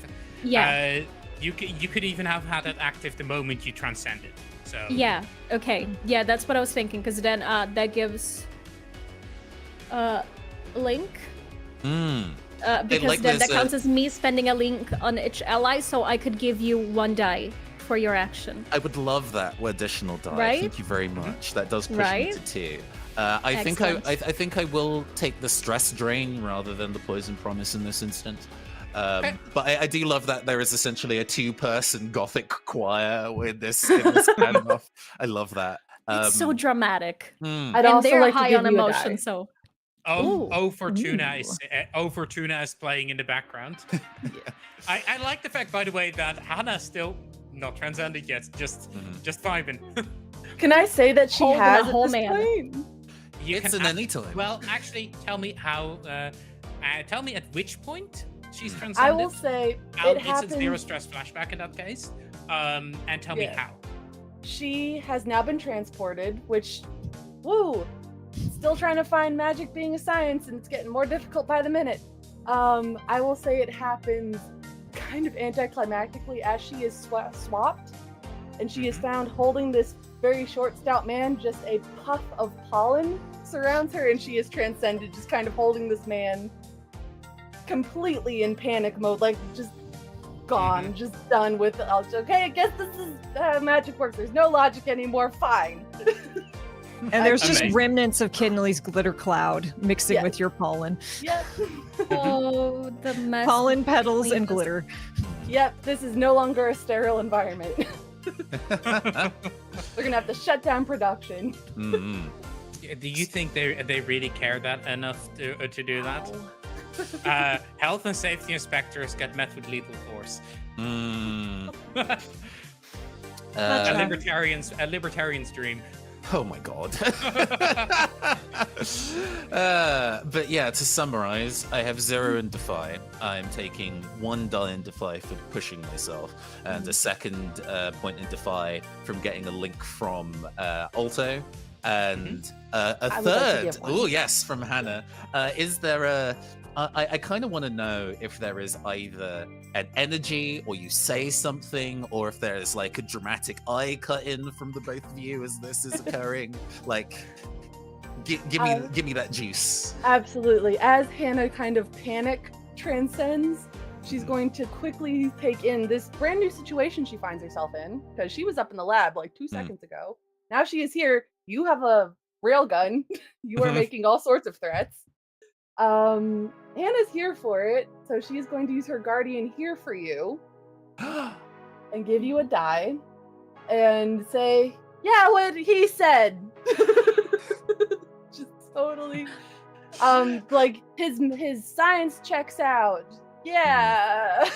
Hey, you know for yourself, because we had a moment where we had that sample of the goo and felt anger, and even then that explosion was enough to make us be like, oh, that was serious, even though that was a small amount. And this is logicking for her, so she is like 100% behind you, and I would like it to almost be like a wave, a wash of energy that almost connects us two for a moment, where you feel a little bit enheartened, maybe not getting that friendship feeling back to your eclipse, but just here, yes, you're right, this is the right way to go, just a little bit of encouragement. Yeah. Okay. Are y'all down with me? I have scientists backing me up that this threat is more than real if that jaw breaks. Go ahead and roll for it. I will be rolling that 3d6 then, please and thank you. Kinley's just up like, I still pass, but there's a drawback on that. There's a consequence. Mhm. Well, to be fair, you would have passed anyway. It would have just been with probably severe harm had you done it. Had you failed. So right, okay. A bunch of things are going to happen at the same time once again. doctors are going to, both of the Allegris are going to take like steps back as they realize what you're about to do, and then the twins' mother turns to her husband and goes, What's the integrity in those vats? I don't know, but not enough for that. And then she turns back as the shield of Dana slams into Kinley's chest, pinning him against the wall. She yells.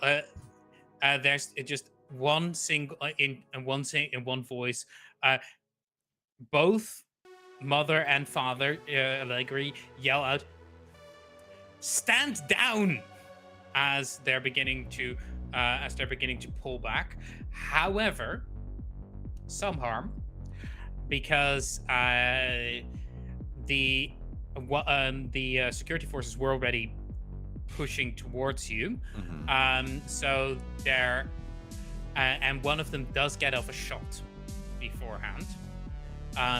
I'll call it a level 2 harm clipped.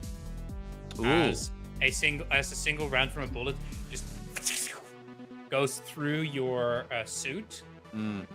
And light begins to shine out of it. But Actually, it's not disabling your weapon arm. No. In fact, blood comes out of it as that was my last roll on my transcendence track, and I can no longer maintain the form of being transcended if that shot was at me. Oh no. Can I spend that link to let him ignore harm? Yes, you can. How are you doing this? Wait. Do you have a link with him? Because when you... Oh, no. No, that's I thought like it was between the two of us, I think. Correct. Yeah. Okay, my bad. Never mind. Well, I will say this. Someone can help. Someone can protect, which is face danger on behalf of a teammate, step in to suffer a consequence in their place. You may roll to resist as normal if you wish. I would do that. I will say this. The sheer, because you're throwing yourself in there with no expectation of with full abandon, I'll upgrade the harm to level 3 from this, because you're like throwing yourself in between it, and I'll call that a link generating event. So that will generate a link between you and Enrico as you take the shot for him. Can it take the shot, but use the armor to not take the harm? Or... Absolutely. That's how armor works. So yes, Yeah. That is how armor works. However, at that point, I would say that is in that case, it's less of a self-sacrifice, so you wouldn't get the link. That's super fair. Alto would probably definitely Yeah, throw which one of you himself. does this? Yeah. Alto, I would say, I because mean- Alto has more of a. I mean, if Hannah wants to do it, Because then I think Hannah was obviously. trying to do that as well. Yeah, I you're think right. it feels like a really nice setup, Yeah. too, of I put the Guardian there, Yeah, and then No, the Guardian you're right. guards. The Yeah. Guardian Yeah, does you were Guardian doing It's a stuff. that. nice Yeah. little narrative. No, you're right. You were doing the thing. Go ahead and do the thing. That's okay. I think almost in slow motion, because this is when Enrico is becoming Enrico again. So catching that almost thing, oh, he probably shouldn't be taking shots because he's not superhero-y anymore. I will throw Giuseppe aside because I was holding him somehow. Be like, nope, and interpose myself between the shot and Enrico. However Okay. you would like that narratively to go, director, because I think we're close enough. If I'm by Giuseppe, then I'm pretty close. as you see, time moves in slow motion as you see the rifle being leveled up over the shield, and you see one of the security security personnel turn to another and go, "I have the shot," and then pulls the trigger. There's as a single round of ammunition starts twirling down towards Enrico, who's at this point beginning to de-transform. And we see Hannah jumping up and just full-on dive in front of Enrico, get hit square in the chest with the bullet, be thrown back against Enrico. And now I'm going to ask you: do you take this one, and attempt to resist it or go to need help, or do you use your armor? I want to create that link. I want to try to resist if I can. Okay, you can absolutely do that. In this case, you're resisting violence, so that would be Sun. Excellent. I got 3 in that. Let's go. 3. Oh boy. Oof. Okay. You only it's take not 2 bad. stress. It's not bad. You take 2 stress as all of you, everyone for a moment is there's a moment of stunned silence as Hannah falls back against Enrico and kind of slumps from the force of the impact. Kinley, you're pushed against the wall, but you see this happening, and the twins are starting to make their way there, also attempting to do the protection. And for a moment, everyone is quiet, and then there's the ting ting ting ting ting sound of a fully collapsed bullet that has just slammed itself into Hannah's chest, just rolling down on the floor. As Hannah, as Hannah, to quote the Heavy, "You are bulletproof." However, I have a question for Nathan.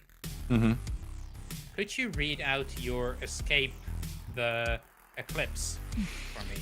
When someone works alongside you on your task without judgment and you let the task go incomplete and unresolved. I will leave it up to you. Has Hannah helped you escape eclipse doing this? I think there is a specific thing that I need to say, and we see how everybody responds to and resolves that. Enrico and not Leyline, as you slam backwards against him, with an arm steadies you on impact, and he looks up at Dana Palace and says, "Well, you have decided that you want to throw down with a bunch of people that would send 40 people to hospital for a search. And you want to protect people? Well, dang. I guess magical girls might have to go head to head if you're going to be throwing other people's life on the line like that." And he leans down and whispers in Hannah's ear, "Shall I take the shot?" Go for it. We got this. Oh, you are not eclipsed. I think and it's the yet opposite. you sudden awakening of bad bitch energy has started today. I was I'm here for it. I was about to ask, like, does seeing Hannah in this position make Kinley feel better? Yeah. And now I know what that answer is. The energy has shifted. Enrico says, "You got it, fellow scientist," and looses a bolt at the giant jar of power ale and walks out of the building. I almost no. want to shield us with some generated plant life a little bit. If I can make that happen. I have a question. Does this mean that he has left the eclipse, or is he still in eclipse? I think you have helped me. The fact that you have agreed in my kind of like, hey, Palace, awful. I can't have you running around in these streets harming the people of the city, pretending you're protecting people. And Hannah's been like, yeah, I agree, fuck her. So Hannah's logic here is if it explodes here, it's not getting distributed. So, yeah, and she's got info. We're good. We're good. So I'm willing to let this satisfy Enrico's obsessive drive to get this nugget of information out of the circumstance, but we probably won't clear Eclipse until we've left the building. So I'm going to go and kick in the actual effect of his when I prepared her and allowing myself to escape, where there's, what color is Power Ale? Ooh. I'm going to say red. Sure. Yeah, that we get like a big blood lightning red. bolt laser that goes straight through the jar. I will And move out of then, your almost way. like a Kurosawa film, we now, on a delay, get massive gouts of what looks like blood but is actually Power Ale Yeah, so across this room. as what is fundamentally magical energy, you can science this however you like, but this energy is magical. As that pierces through this the vat, for a moment it seems like nothing has happened, and then a slow drip starts happening as a little bit of the power ale starts coming free, and then more until like 2 spurts are coming out on both sides, as if you shot as if you shot someone actually.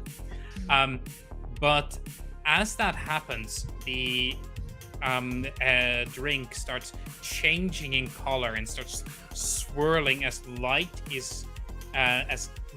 from your shot starts to infuse it, and the keg of power ale is beginning to as if it's being put under heavier and heavier compression. And you figure you have a few seconds, and then she gonna go. So at that point, I'll take a little bit of control of your character to give you your way out. You turn around and one last shot. Okay, level it at the garage doors of the building, and just single shot. The doors blast open. One, you have your way out now. This goes for the rest of you as well. You begin walking out with everyone starting to freak out over the explosion, the imminent explosion. What is everyone else doing? One last word, and then I will shut up and let people escape. Go. Sorry. You can give chase if you want, but I don't think you can keep your emotions in check. And hey, Kinley, doesn't surprise me that you know her, pointing at Palace. And he leaves.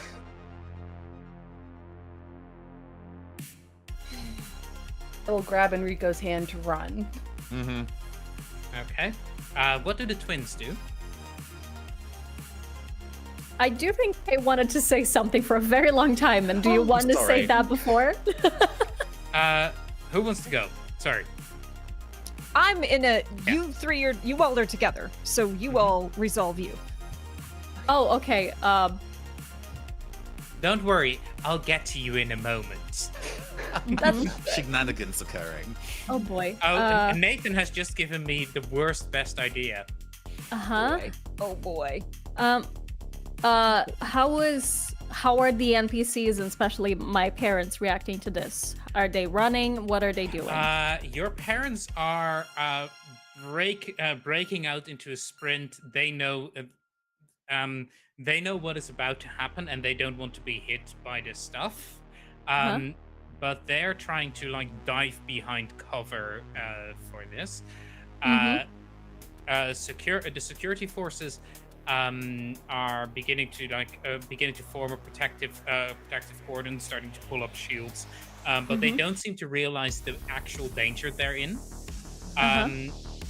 Dana, meanwhile, has an aggressive stare down moment with Kinley, centimeters apart, energy crackling between them, and it seems to be oblivious from what is about to happen. Okay. Now the important question: did my father acknowledge me at all? Because he knows what's about to happen. Did he show any intention or concern for the twins before running for cover? That's a good question. Hmm. You know what? I'll leave it up to a fortune roll.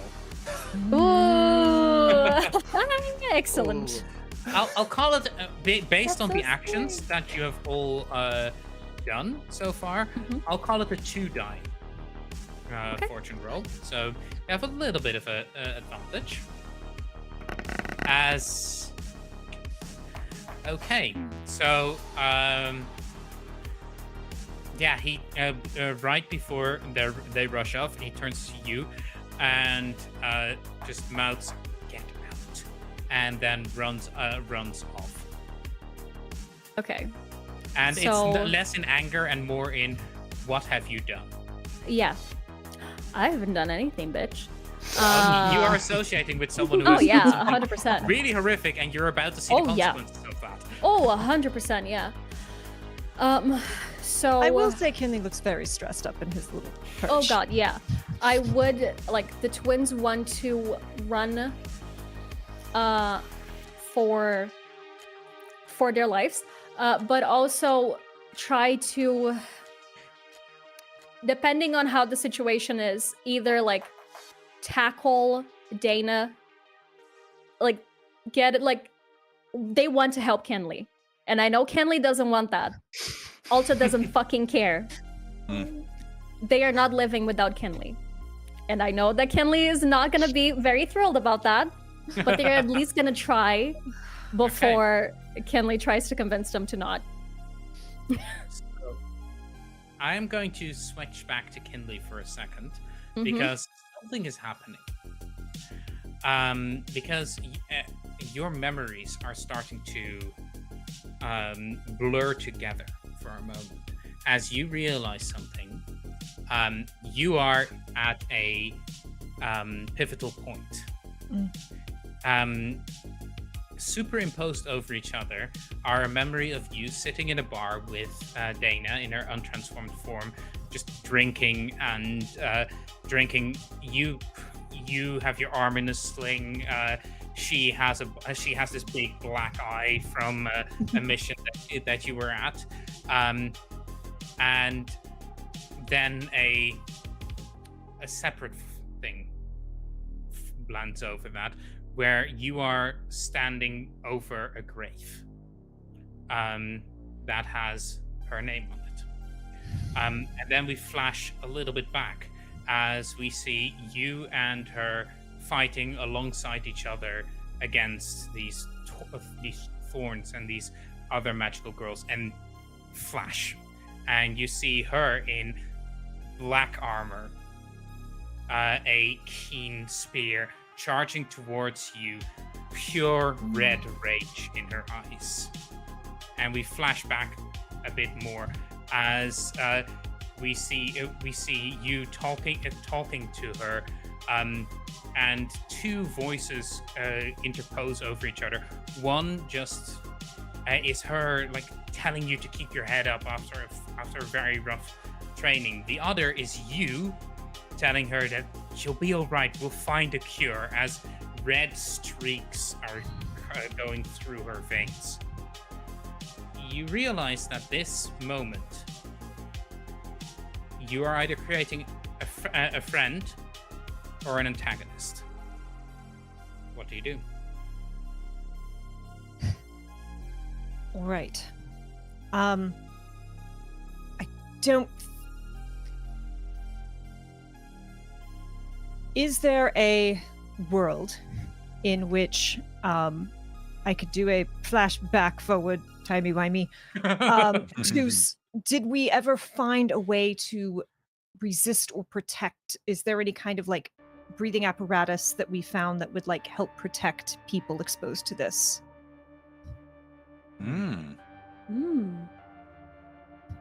You could totes do a flashback and say that you did. You can. I will have to allow that if that occurs. I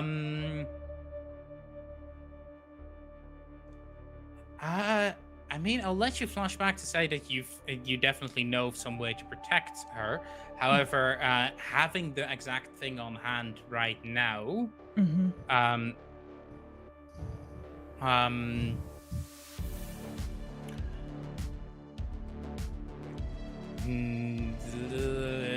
that's a bit of a stretch. So I'll say, oh. Yes, you can have this on hand.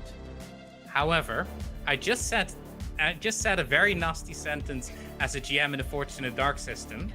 That flashback is a bit of a stretch. Right. It's a 3 stress stretch. Ugh. And you know what's going to happen if you take 3 stress.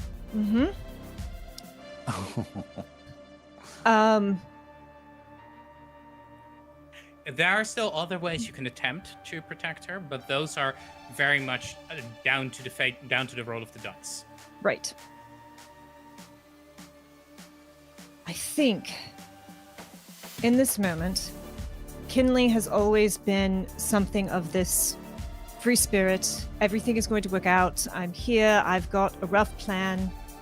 Everything's going to be all right so long as we just keep trying. And none of it has worked. None of it has happened. Hannah has transcended. The person that they've sworn will become their friend has fallen into eclipse. They don't know what they just did to the twins' relationship with their father in their best effort to try and make that better. It all hasn't worked out. And this is perhaps the last person who could help fight all of this. That would be. How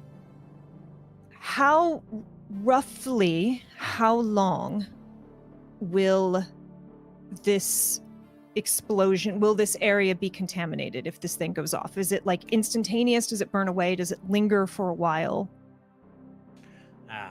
Okay. So there'd be you're now beginning to so it's beginning to solidify in your head, which is telling you you're running out of time. As now 2 words are solidifying: red rage, and which is you now realize it's a toxin. It creates this cloud of inhalant gas that the moment you get it in you, it intensifies who you are, and you realize that in any normal situation, they now probably would have been immune. Same as you are likely immune. Same as the twins and Hannah are likely. Hannah probably not so much. Hannah is kind of letting herself go to the dark side, but the rest of the magical girls are kind of don't really have rage in them right now that can billow out. You, in doing your Semper Fi trick, enraged Dana. Yes. That thing is going to get enhanced. Is it is it one of those where like it's like a termite gas the house, it's going to be in the air, or is it like, does it going to explode and then because there's an open door it's going to Right. It'll gas the entire building, and then it will very quickly be great. So you probably have like you need to catch a full face of it to be effective if you're not taking it as a drink or intravenously.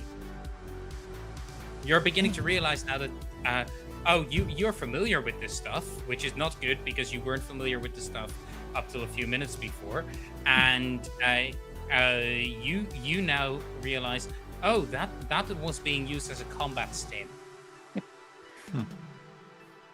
All right. The actual real timeline that you are trying to protect here is this stuff never getting out. Right. Well, You do? this will push me to Eclipse. However, You still roll for it. I mean, you could not eclipse. that's true. Kinley, transcended, looking into the eyes of yet another old friend whom they have lost and are seeing again, is going to look at her and just say, I'm so sorry. I'm so sorry that you don't remember me like I remember you, and I'm so sorry that I spoke out of turn. I should know you well enough to know better. I'm so sorry. Hold your breath. And Kinley is going to hopefully that's enough for an empathize. I'll allow it. Or a confess. I'm down for. I don't care which. I'll allow empathize and confess.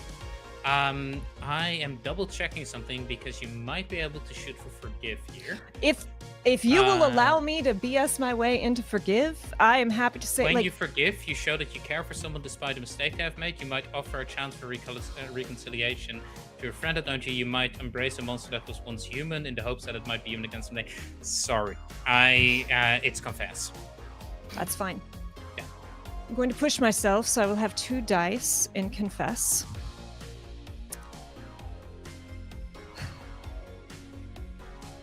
In hopes of her understanding, and it will hopefully be improved here in a moment. It's a 4.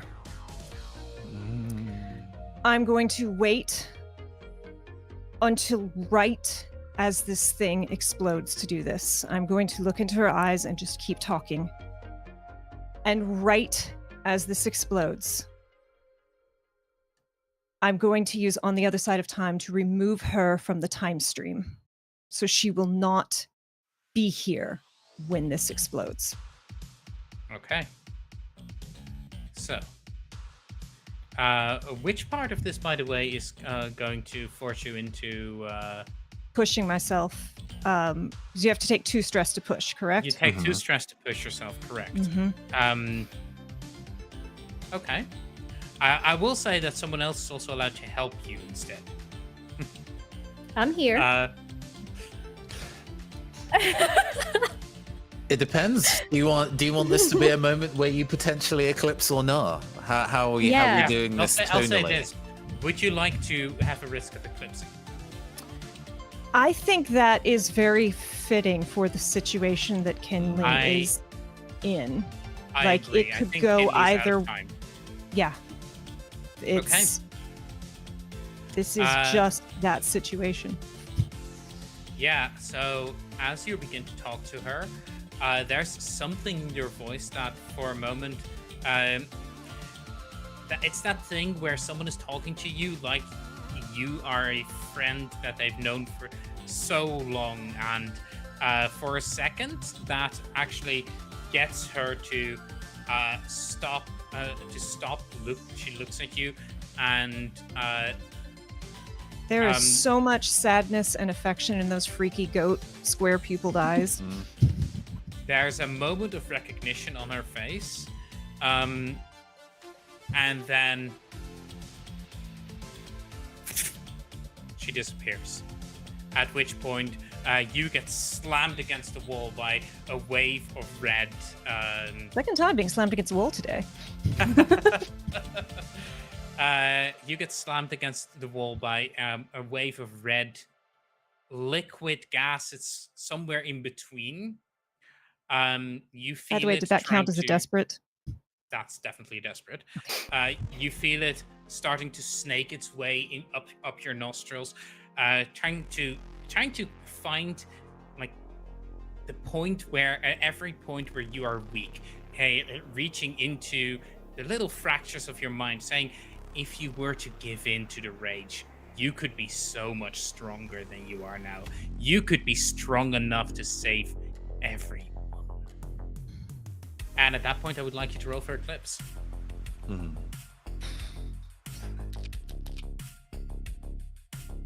That's a 5. Well, Someone I can have a spend Link question. to prevent the Yes. Eclipse. Do you want that? Do you want us to prevent the eclipse because one of us can spend a link? mm-hmm, I think that is up to your characters. mm-hmm. Okay. Also would, but if Enrico wants to do something, Yeah, I Go think for it. something echoes in the back of your mind in the same kind of space where you go inward, and the power rail is like, just lose it, just go ape shit, and that power will do it. Another part is like, Enrico does not trust you, and if you show up in his life again, a mess, he will never trust you. Ooh, Oh. tough love. Do you want to take that link and not Eclipse here? I think Kinley has a moment of, but I am a mess, and I'm nothing but a mess. I've never been anything but a mess. But I'm the mess that was sent here for this. And Kinley will pull himself So barely out of it. Mhm.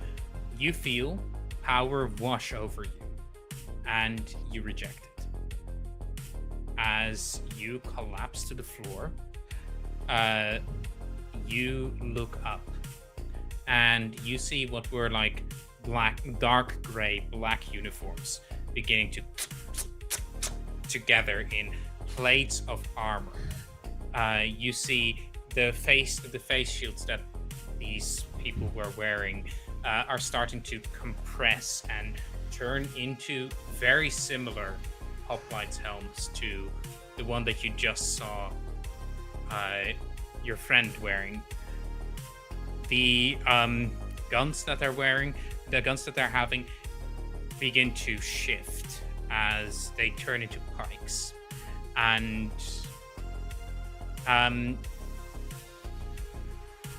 their eyes are pure red rage.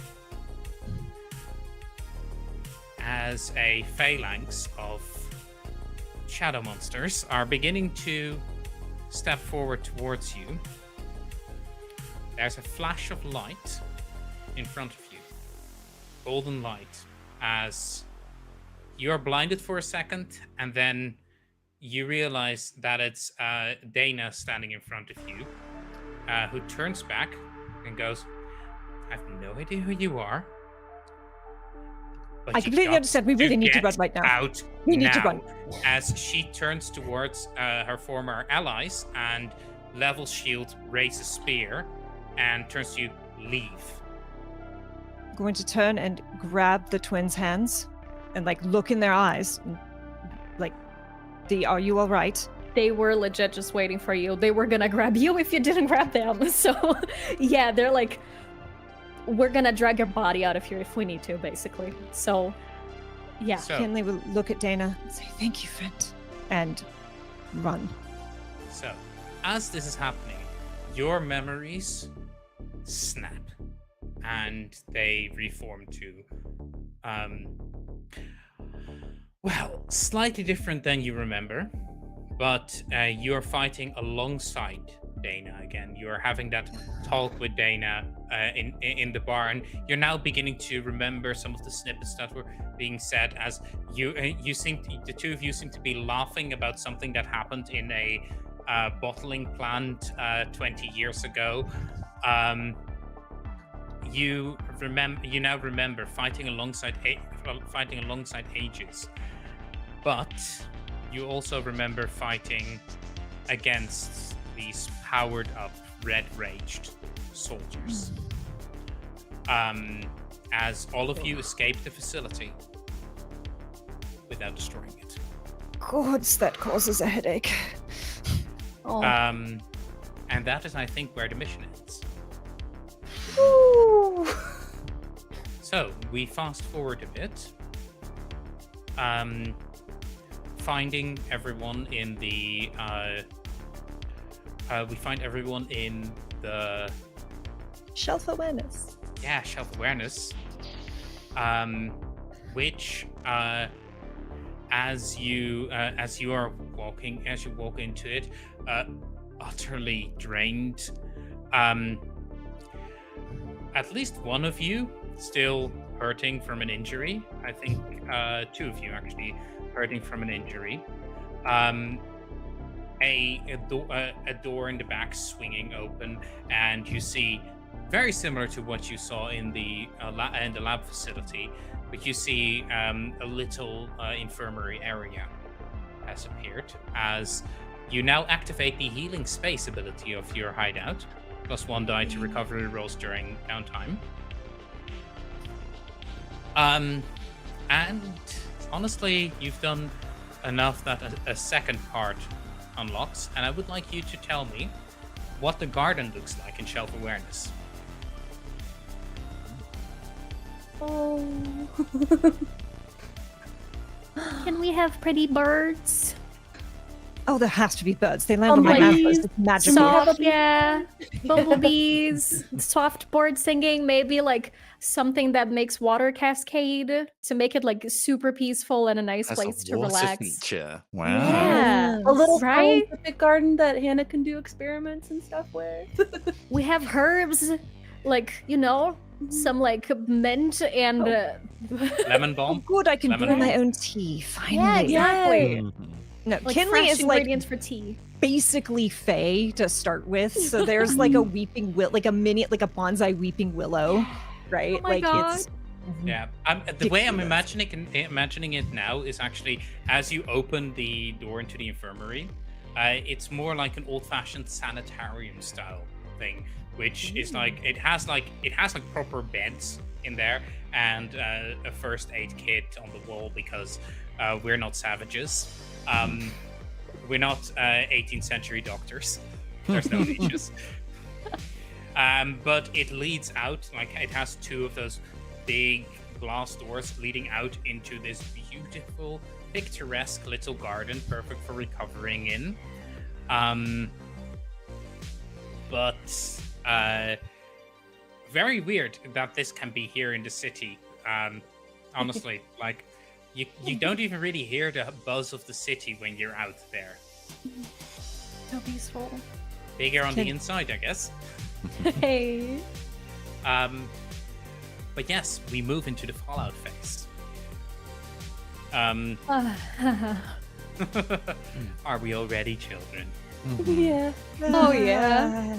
We're all so good.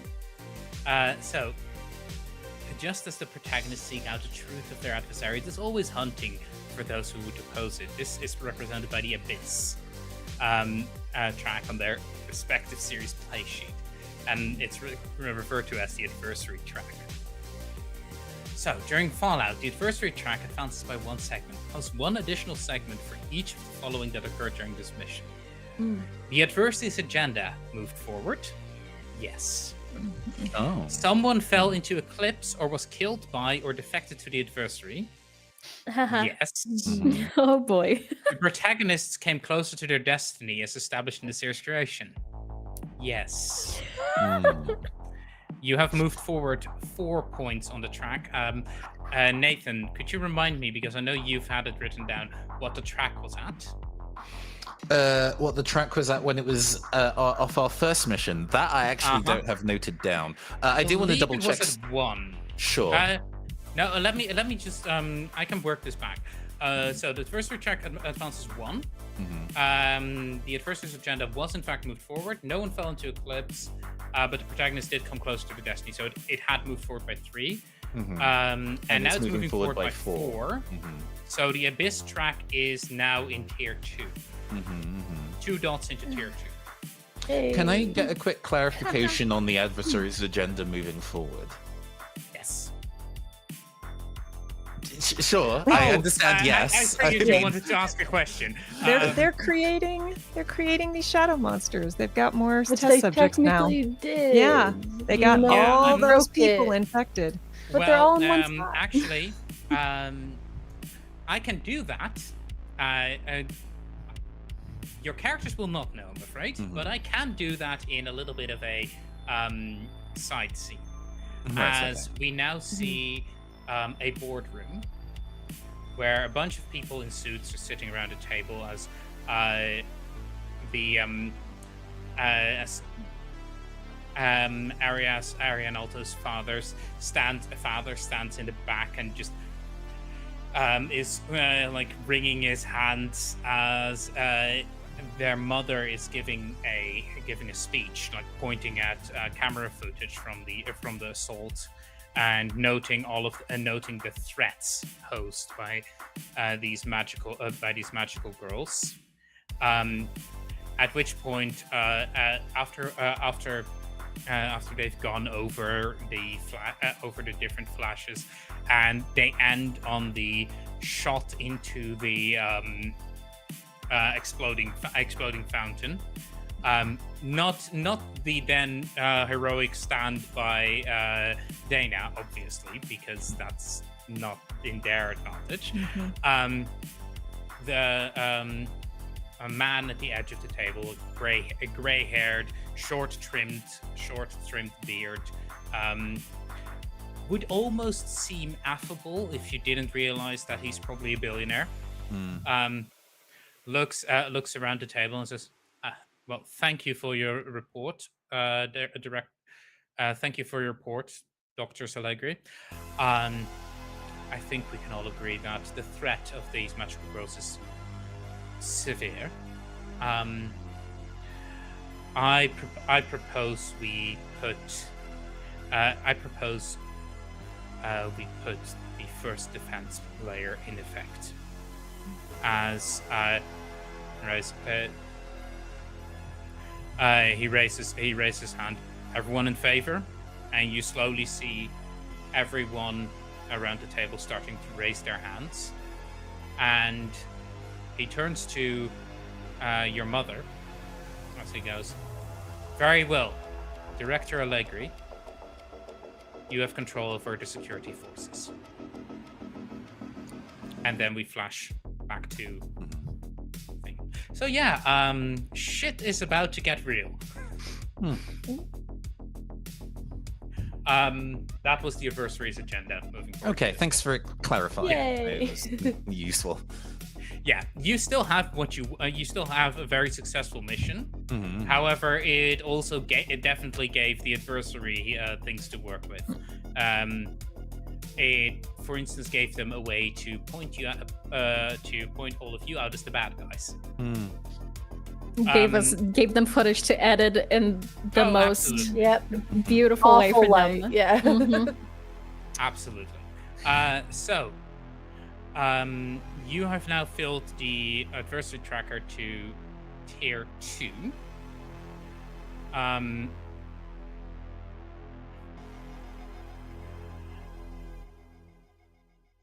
This means I get to do a Fallout roll. Fallout rolls are fun. I will roll dice equal to the current investigation tier. I believe was this a tier 2 or tier 3 investigation? Tier 2. So I get to roll 2 dice. Yay! And then check the tier 2 adversary track. Is that good for no. us or good for you? Right. When you say yay 2 dice. Smiling too much. Well, put it like this. At least it's not a 6. However, Agents of the Abyss stalk a friend. Let me double check if they have actual rules for that. Not yet, because beta is beta. Yeah. I suppose that's a narrative thing more than a specific mechanical thing, but that's cool. And to be honest, I think that makes sense for how I want things to at least resolve for Enrico and where we currently are. So, Enrico, how would you like to? You've been enjoying this garden, I think that Arbor has kind of set up, and Enrico's not been there. You've actually not seen Enrico for like the last 24, I think. And you hear a firm knock at the front door, even though you are several rooms away from the front door. I think just the echo of it puts like it's knocking on the door to the garden. I think Kinley, who basically came home, saw, oh, good, garden, and just face planted in very soft grass and really hasn't moved much. I'm imagining at this point everyone has de-transformed, right? Oh, yes. Yeah. Kinley got there just long enough for all the birds to land in the antlers and was like, oh, Aw. this is lovely. And then they poofed away, and the birds were very upset. Are the Hannah and the twins with him? I'm assuming so, yeah. And these ones are like, oh, this feels, if it's echoing, this feels important. And will drag himself up. You want me to go? I can go. We should. Note that at this point you have all erased all of the stress from your cheeks. Oh, how nice. It'll be back. Oh, how nice. But yes, a very tired Kinley will go with the group, encourage everyone to come along, and go to answer the door. Okay. Enrique was there. Funnily enough, in like a change of events, when you returned to the building, Soul Focus was not open, but the bookshop is. Yeah. Which is, we're clearly in topsy-turvy land now. And Enrico is at the door, dressed normally. Sorry to call out of the blue. I had to go and resolve a handful of things before I took the opportunity to speak with you. Can I come in? Of course. I feel like perhaps we all should have a talk, please. Much obliged.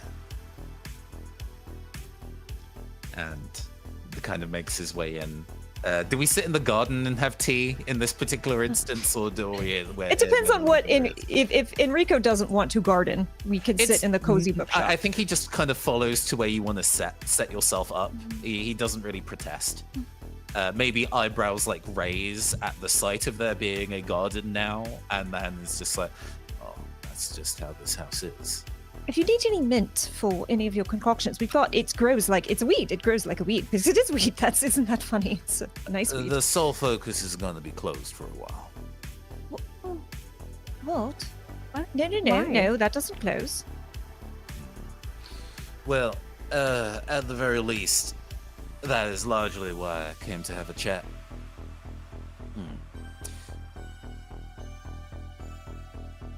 Pause as he kind of tries to carefully consider what he wants to say. Hannah, I appreciate you. I think you made a good call. We get like even though in the narrative of this anime, this only happened maybe like 10 minutes ago, or maybe at the end of last episode, and we get the bit where like, shall I take the shot? And Hannah's like, yeah, go for it. But that's as her transcended form, yeah. Who is way more confident than her. I don't know if that choice has weighed on you, considering what happened next, but I think you made the right call. And I appreciate you for wanting to step up to the plate when shit got dangerous. That's not what you signed up for. Not mad? Nah. If I was mad, I would have blown up with the rest of them. Yeah, you're right. That tracks. But at the very least, I think the positive outcome is that they're probably pissed at all of us, but they're probably pissed at one person in particular. They're trying to worm into their plans and destroy whatever they were immediately doing. So I think it might be best if we don't associate for a while. As you are saying this, we have a flash happen. We flash to a different scene, jump cut, and we actually see. First, seems like police officers, but then you notice they have instead of a badge of the city police force, they have a badge that says Helios Security Services, and They are knocking on the door of the coffee shop, where luckily at this point no one is home. And I'll say that is the Agents of the Abyss Stalker Friend. We hit the same wavelength there. Yeah, as we hear the officers shout out, come out. Actually, they've seen you in your mundane form. Enrico Williams, come out. We have a warrant for your arrest. And the knocking continues for a bit, and then there's one of the officers turns to the other one, just nods, and the door gets forced open as the agents enter the coffee shop. It's it still looks the same as before, but it's quite obvious that as clean as it was, whatever personality that this coffee shop had before has been stripped out. The case of engraved medals on the wall, like the one that he uses to transform, is no longer there. The various syrup bottles have gone from the side. No, there are no menus on any of the tables. It's cold. The poster or like timetable that highlights when the kind of like LGBT social is for the university has been removed. There's very little here. Okay. So as we pull back towards you, you get a little beep beep notification as the door is breached in the coffee shop.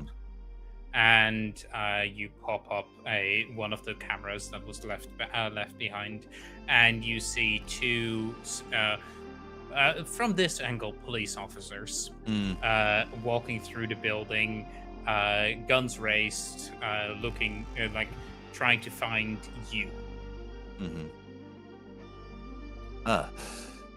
It seems like they're already here, so I'm gonna go and keep this conversation short. They're gonna be knocking on the next door neighbors to see if they've seen me, I'm guessing. But I have two questions. Kinley, how do you know Dana Palace?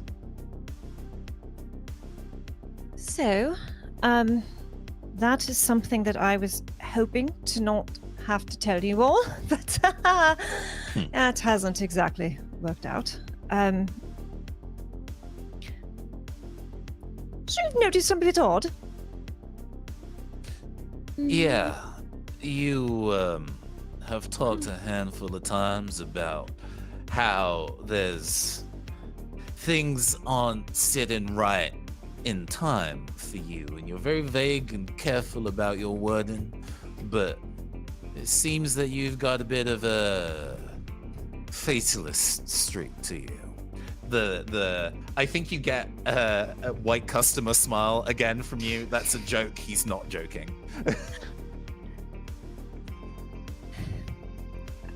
I'm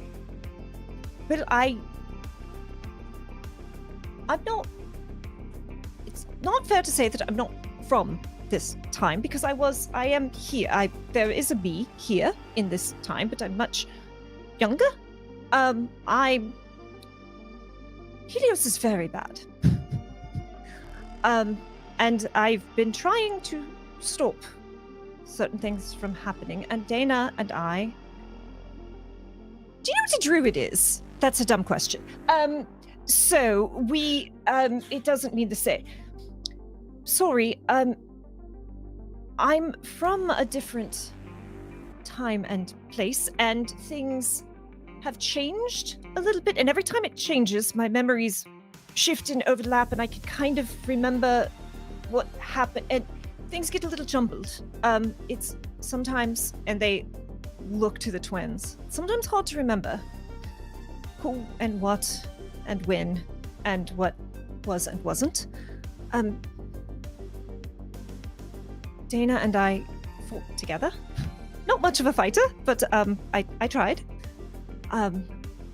This is not making much sense.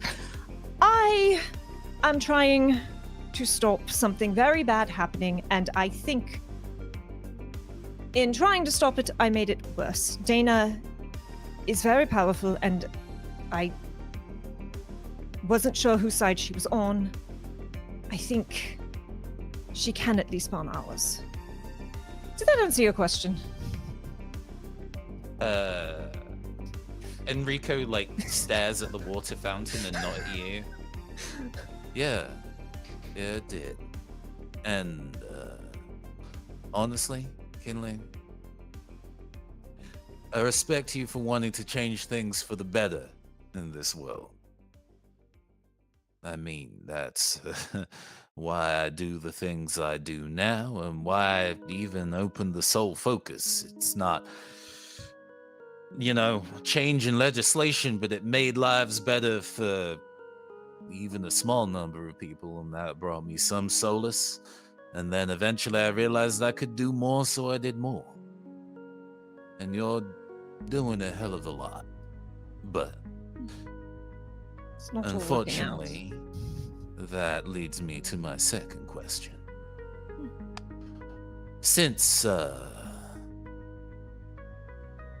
you're trying to make things go a very specific way, and you've admitted, in fact, that you've actually just made things worse, why should I ever trust what you say should be happening for any of us? I'm not spending my life following the playbook that somebody else has written.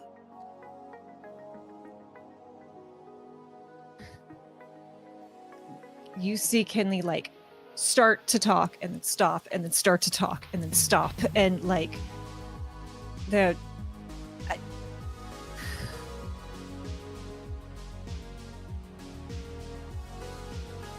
you were the one I didn't think I needed to worry about.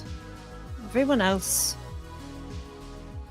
was worried about everyone else, and you are incredible. I've never met anyone who just found their way into all of this, and you created all of this yourself, and I still don't know how your magic works, and I've seen a lot of magic. It's really...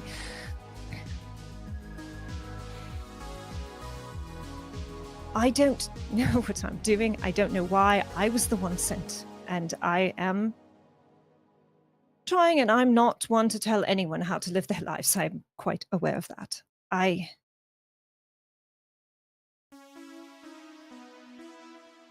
didn't think you would need me. I always felt like I needed you more, and I wanted to give you the space to do what you seem to do so well and so naturally. That's not answering the question. However, the future that I'm from, it's wonderful for certain people within a walled garden. And I was part of that walled garden for a while, but I didn't want there to only be good spaces inside a coffee shop. So I tried to do more, and I'm still trying to do more, and I'm probably making a mess of it. But things don't change without making a bit of a mess, and I won't pretend to tell someone as intelligent as you what to do with your life, but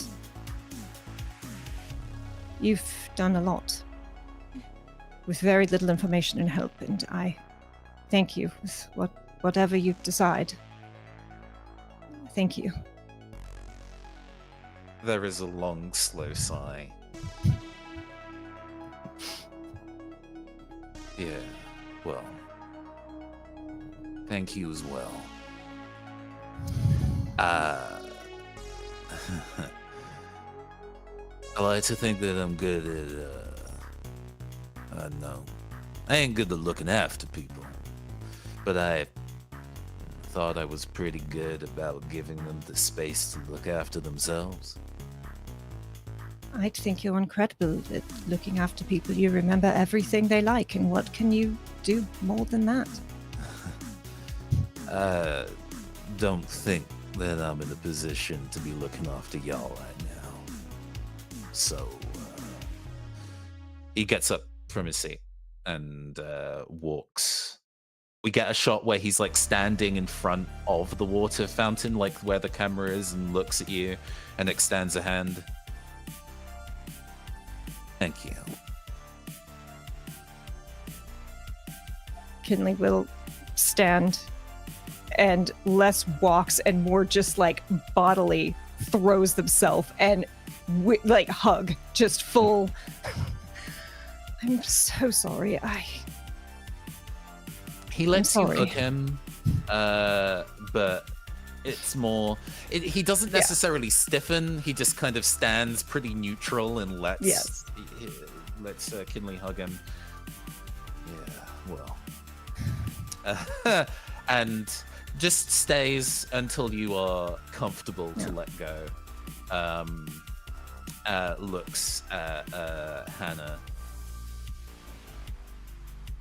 There's going to be a lot of things that are going to be happening now that are not going to make any goddamn sense, and they're going to be turning to you for somebody who's going to try and make any kind of reasoning out of it at all.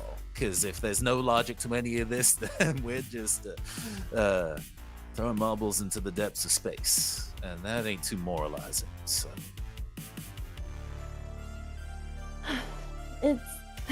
it's hard. We're stronger with you, and I don't know what's going on half the time around you all. I feel like I've relied on you a little bit for that guidance, because you're also kind of sciencey, and I'm still trying to figure that one out, but I worked in a different field. I can respect the curiosity for finding out new things and using that and applying that to something great. And I know you can do that. Even just overhearing the conversations that you have with your colleagues, you run circles around them, to be honest, which is so I don't know why you work. Hey, yo, Alto. Don't let your sister keep speaking for you. You don't need to do that. But I'm glad you have someone always in your corner to look out for you. Alta's gonna go to you and go to shake your hand. Go. You've done more for us than you probably think you have. Just providing a space is already such a blessing, and the air of comfort that you provide and the support, you're incredible. And he looks at you in the eyes and says again, being kind isn't the same thing as being nice. And his eyes, like, for like a frame, his eyes are pure plasma.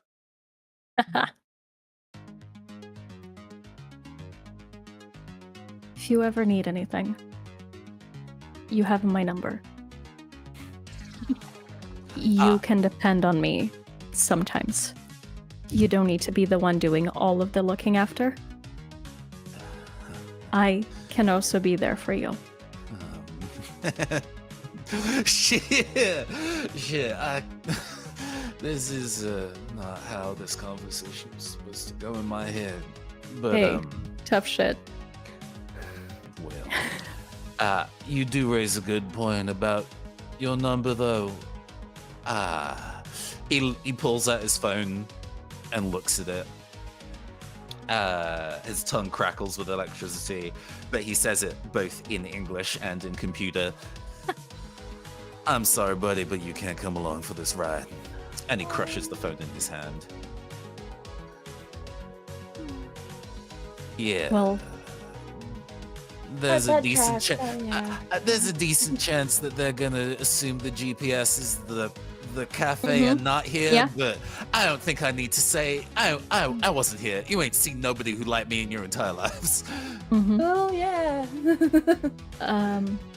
Alto writes his number down and gives it to you. No GPS here, and I'm not expecting you to call. He looks at you. I already have it memorized. Good. But hey, if somebody like me did exist in your lives, I'm pretty sure it made a damn good cup of coffee. And There's not gonna be any like it. he turns and starts to leave. Kinley will just call after him. The doors will always open for you when you need them. She likes you, you know. Yeah, well, you know what? I have a feeling we're gonna be chasing the same thing and end up seeing the same stupid ass smoke monster at some point. I hope so, but also I don't. Yeah, that. And he walks away.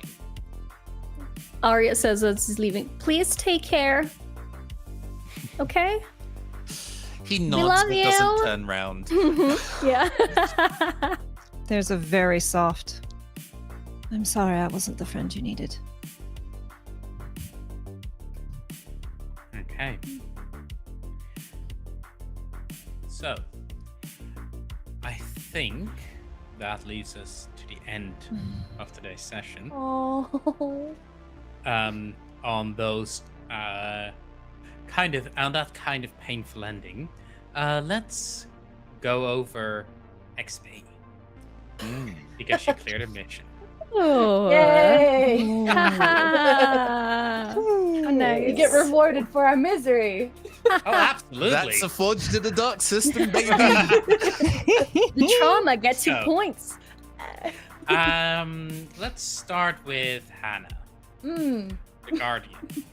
Over this mission, did you address a challenge with kindness or self-sacrifice? And for everyone who isn't familiar with Forged in the Dark, the way this works is every playbook has 4 questions, one of which is playbook specific, the rest of which are just for the same for everyone. The playbook specific question for the Guardian, which is what Hannah is you addressed a challenge with kindness or sacrifice. Self-sacrifice specifically, not sacrificing someone else. And you get 1 XP if you do it, if it occurs like once or not that much, and 2 XP if it's a very prominent theme. I think you're guaranteed 1. I'm not sure if we can argue for 2. He jumped in the way of that bullet, like Jumped in the way of the immediately. bullet. That was I 1. distracted the parents in the patient room. Yeah, Mm. fair. I'll give you 2 XP. Thank you. Then you expressed your beliefs, drives, roles, or background.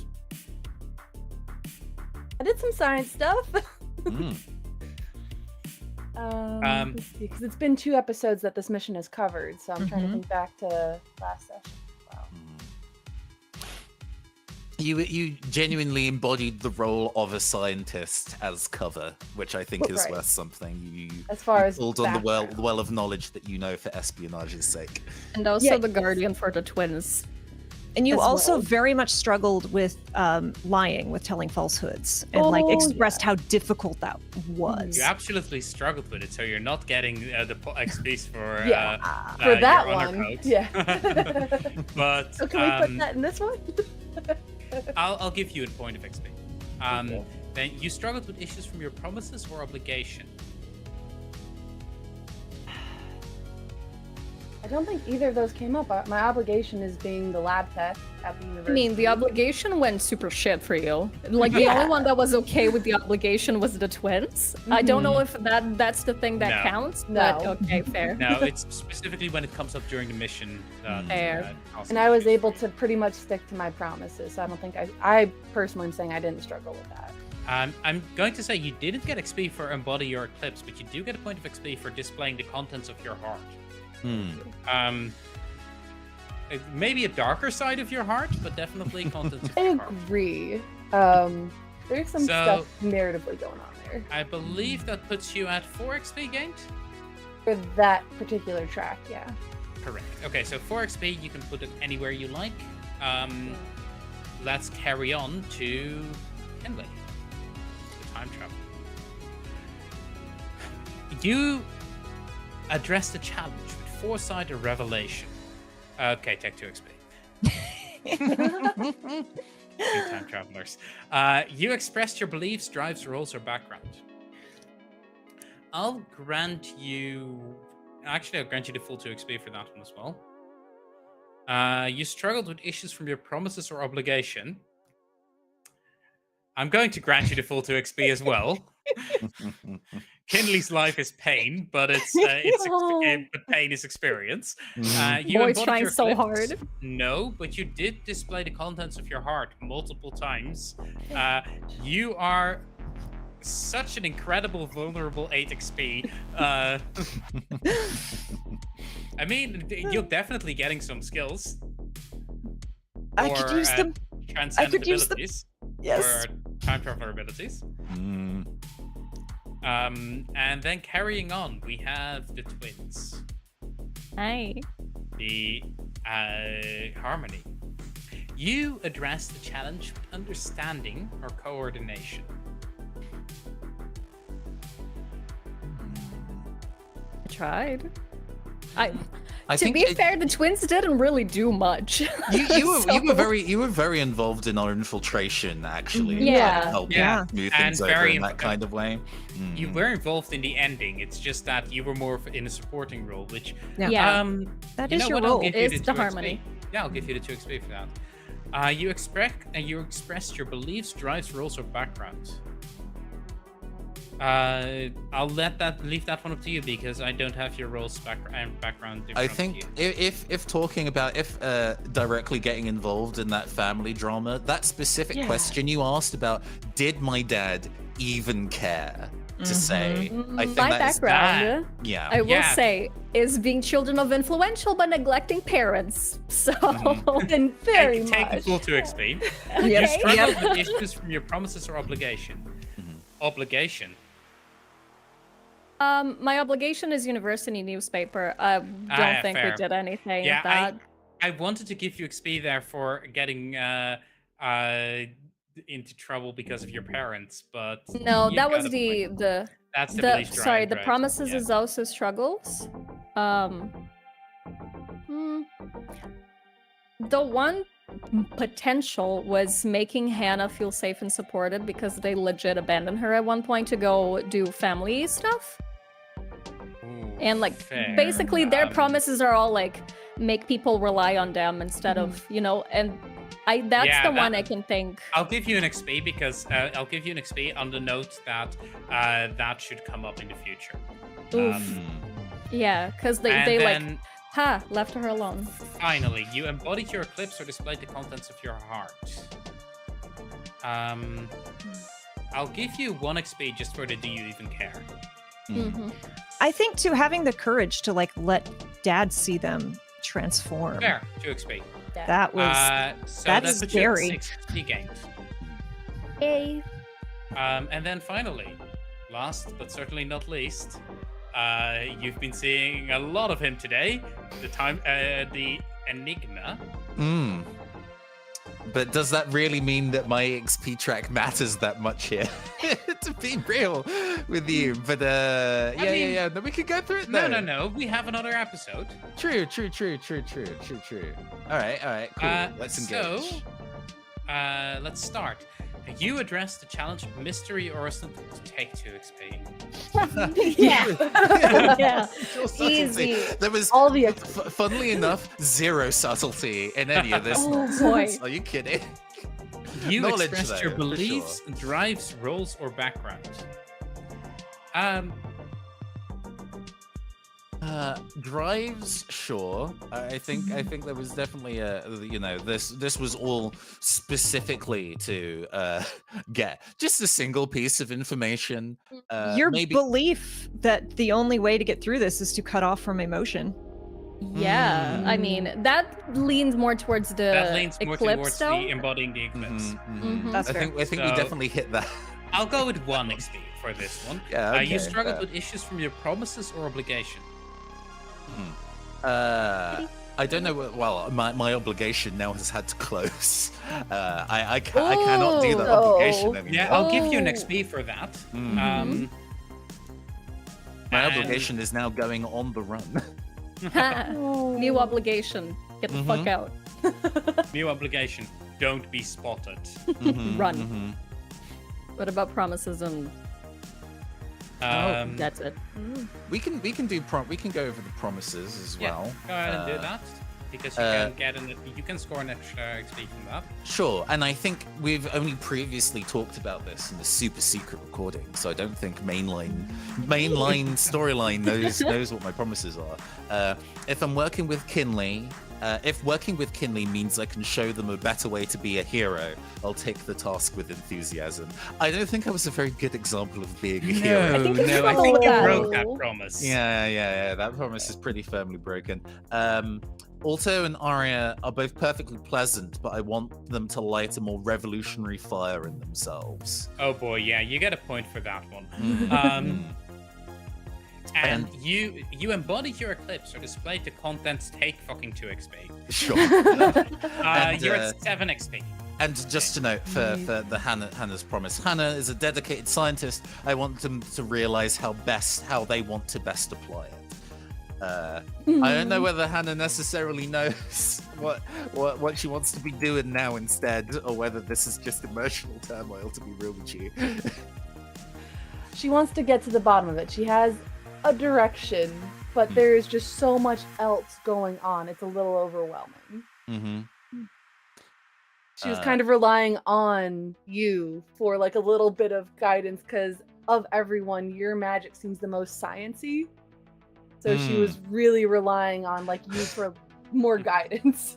So everything I say is perfectly logical. I don't understand why you just don't you rely on freak me. her out, like just completely. we now also have the playbook XP. The first question is: did you successfully carry out a mission from the series list? And the mission that you 2 XP, because you both completed seek answers and reclaim an object of power. Although it's broken. Oh yeah, I have it in my pocket. It's just there. You have. To be fair, it's maybe not the kind of object of power you want. But Those are the words we don't want to hear, but also, yeah, sure. Yeah. You get XP for it, so yeah. Yay! The next, so that's 2 XP. The next one: confront the world's oppression and comfort those who suffer. You definitely confronted the world's oppression, so that's an XP.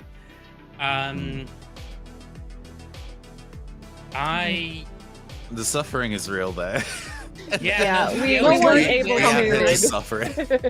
The only way I can kind of give that one to you guys is because you did in the end save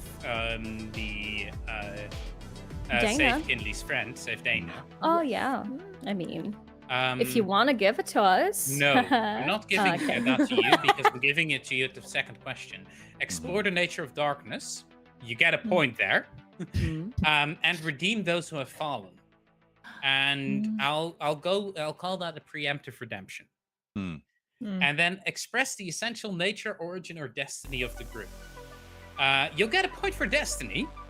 But did this mission express your nature or origin? We did go to like how the transformation works, if that's what it means. Like how the origin of the power, is that the thing Fair. or no? And maybe the origin of the group. The origin of the group is also sort of related to the happenings that are. You know what? I'm feeling. We have an ultimate mission. I'm feeling generous.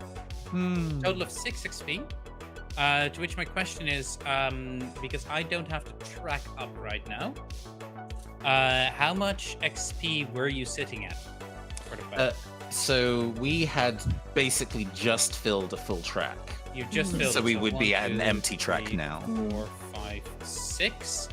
And then my final question: were safety tools used this session?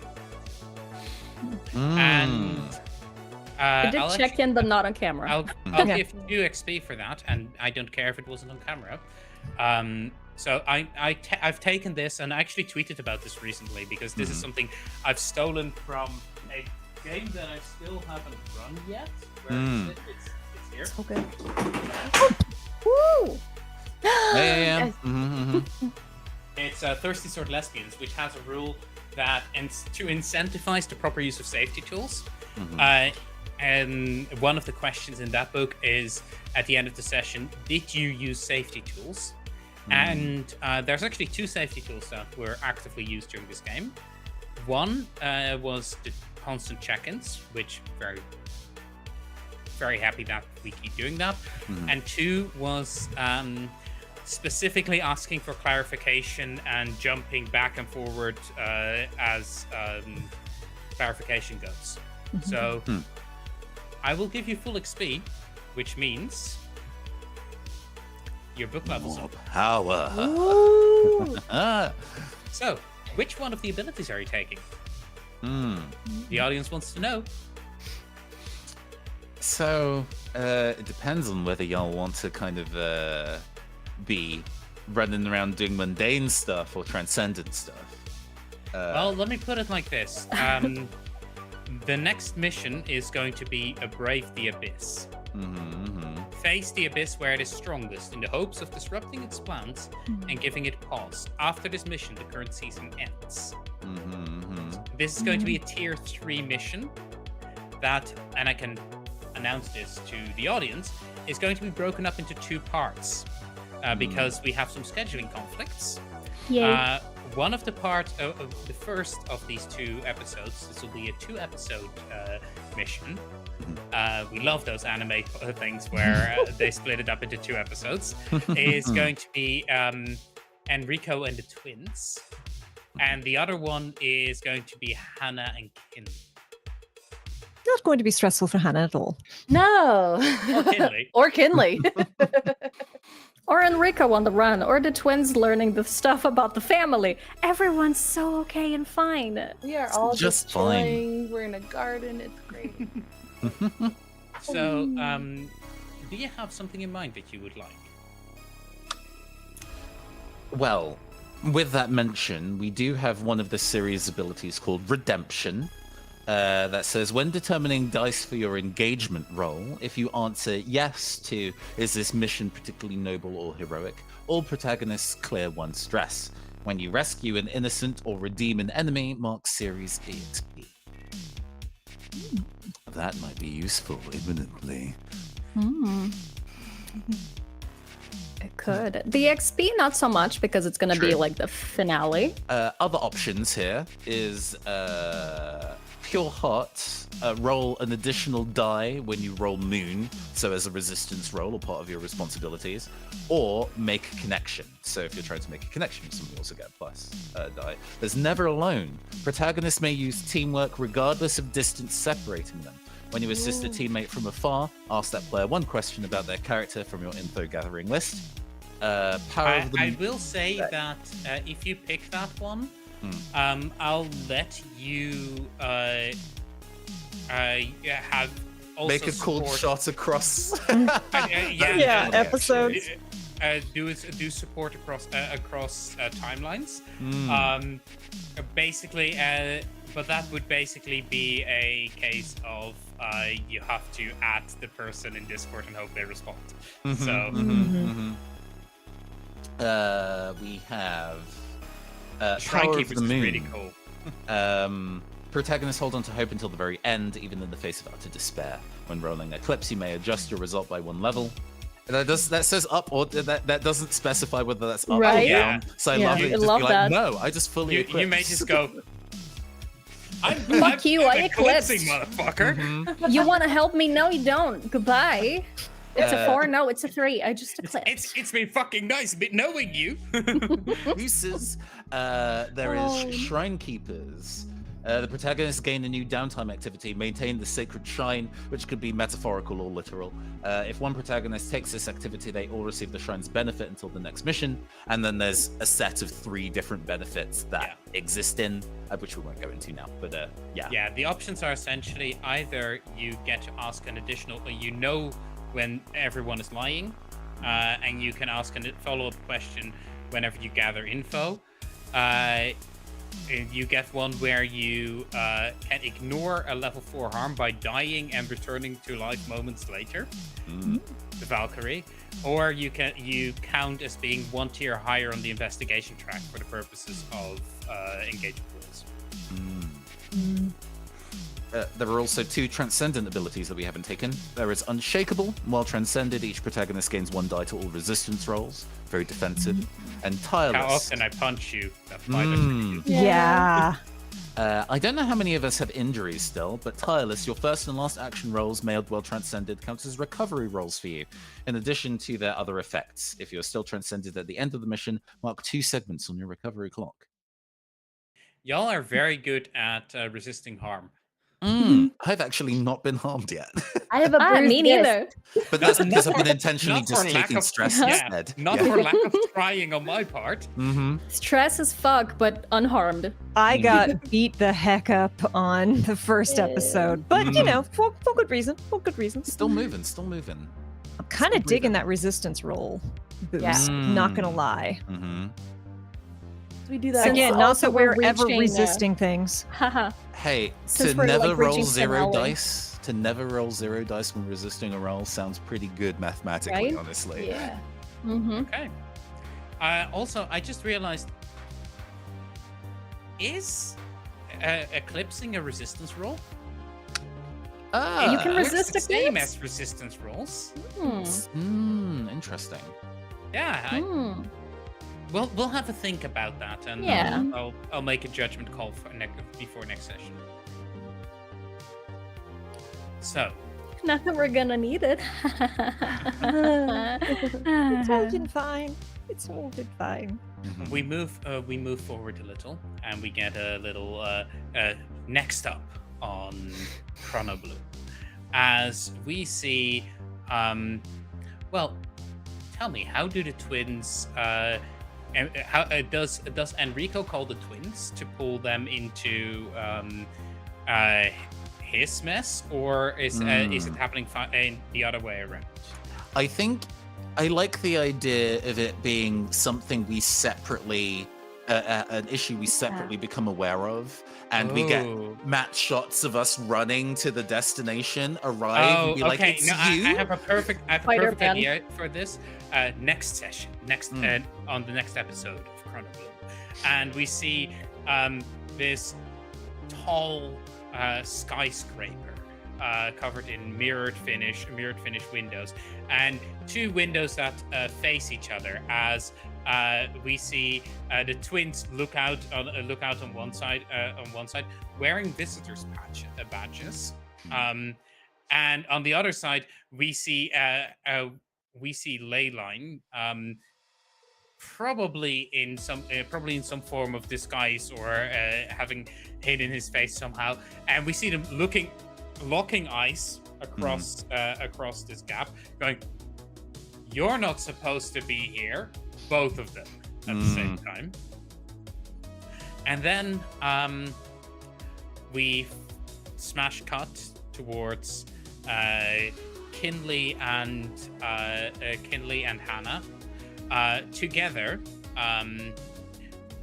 in a similar part, in what seems to be like a similar part of that building, pushed up against a low wall, as we see flashes of gunfire shoot over them, and then we fade to black, as that is the end of today's episode of ChronoBloom.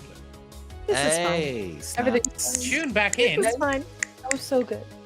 Tune back in on Tuesday, I believe we set for our session date, for session 5A of ChronoBloom, the penultimate ultimate session.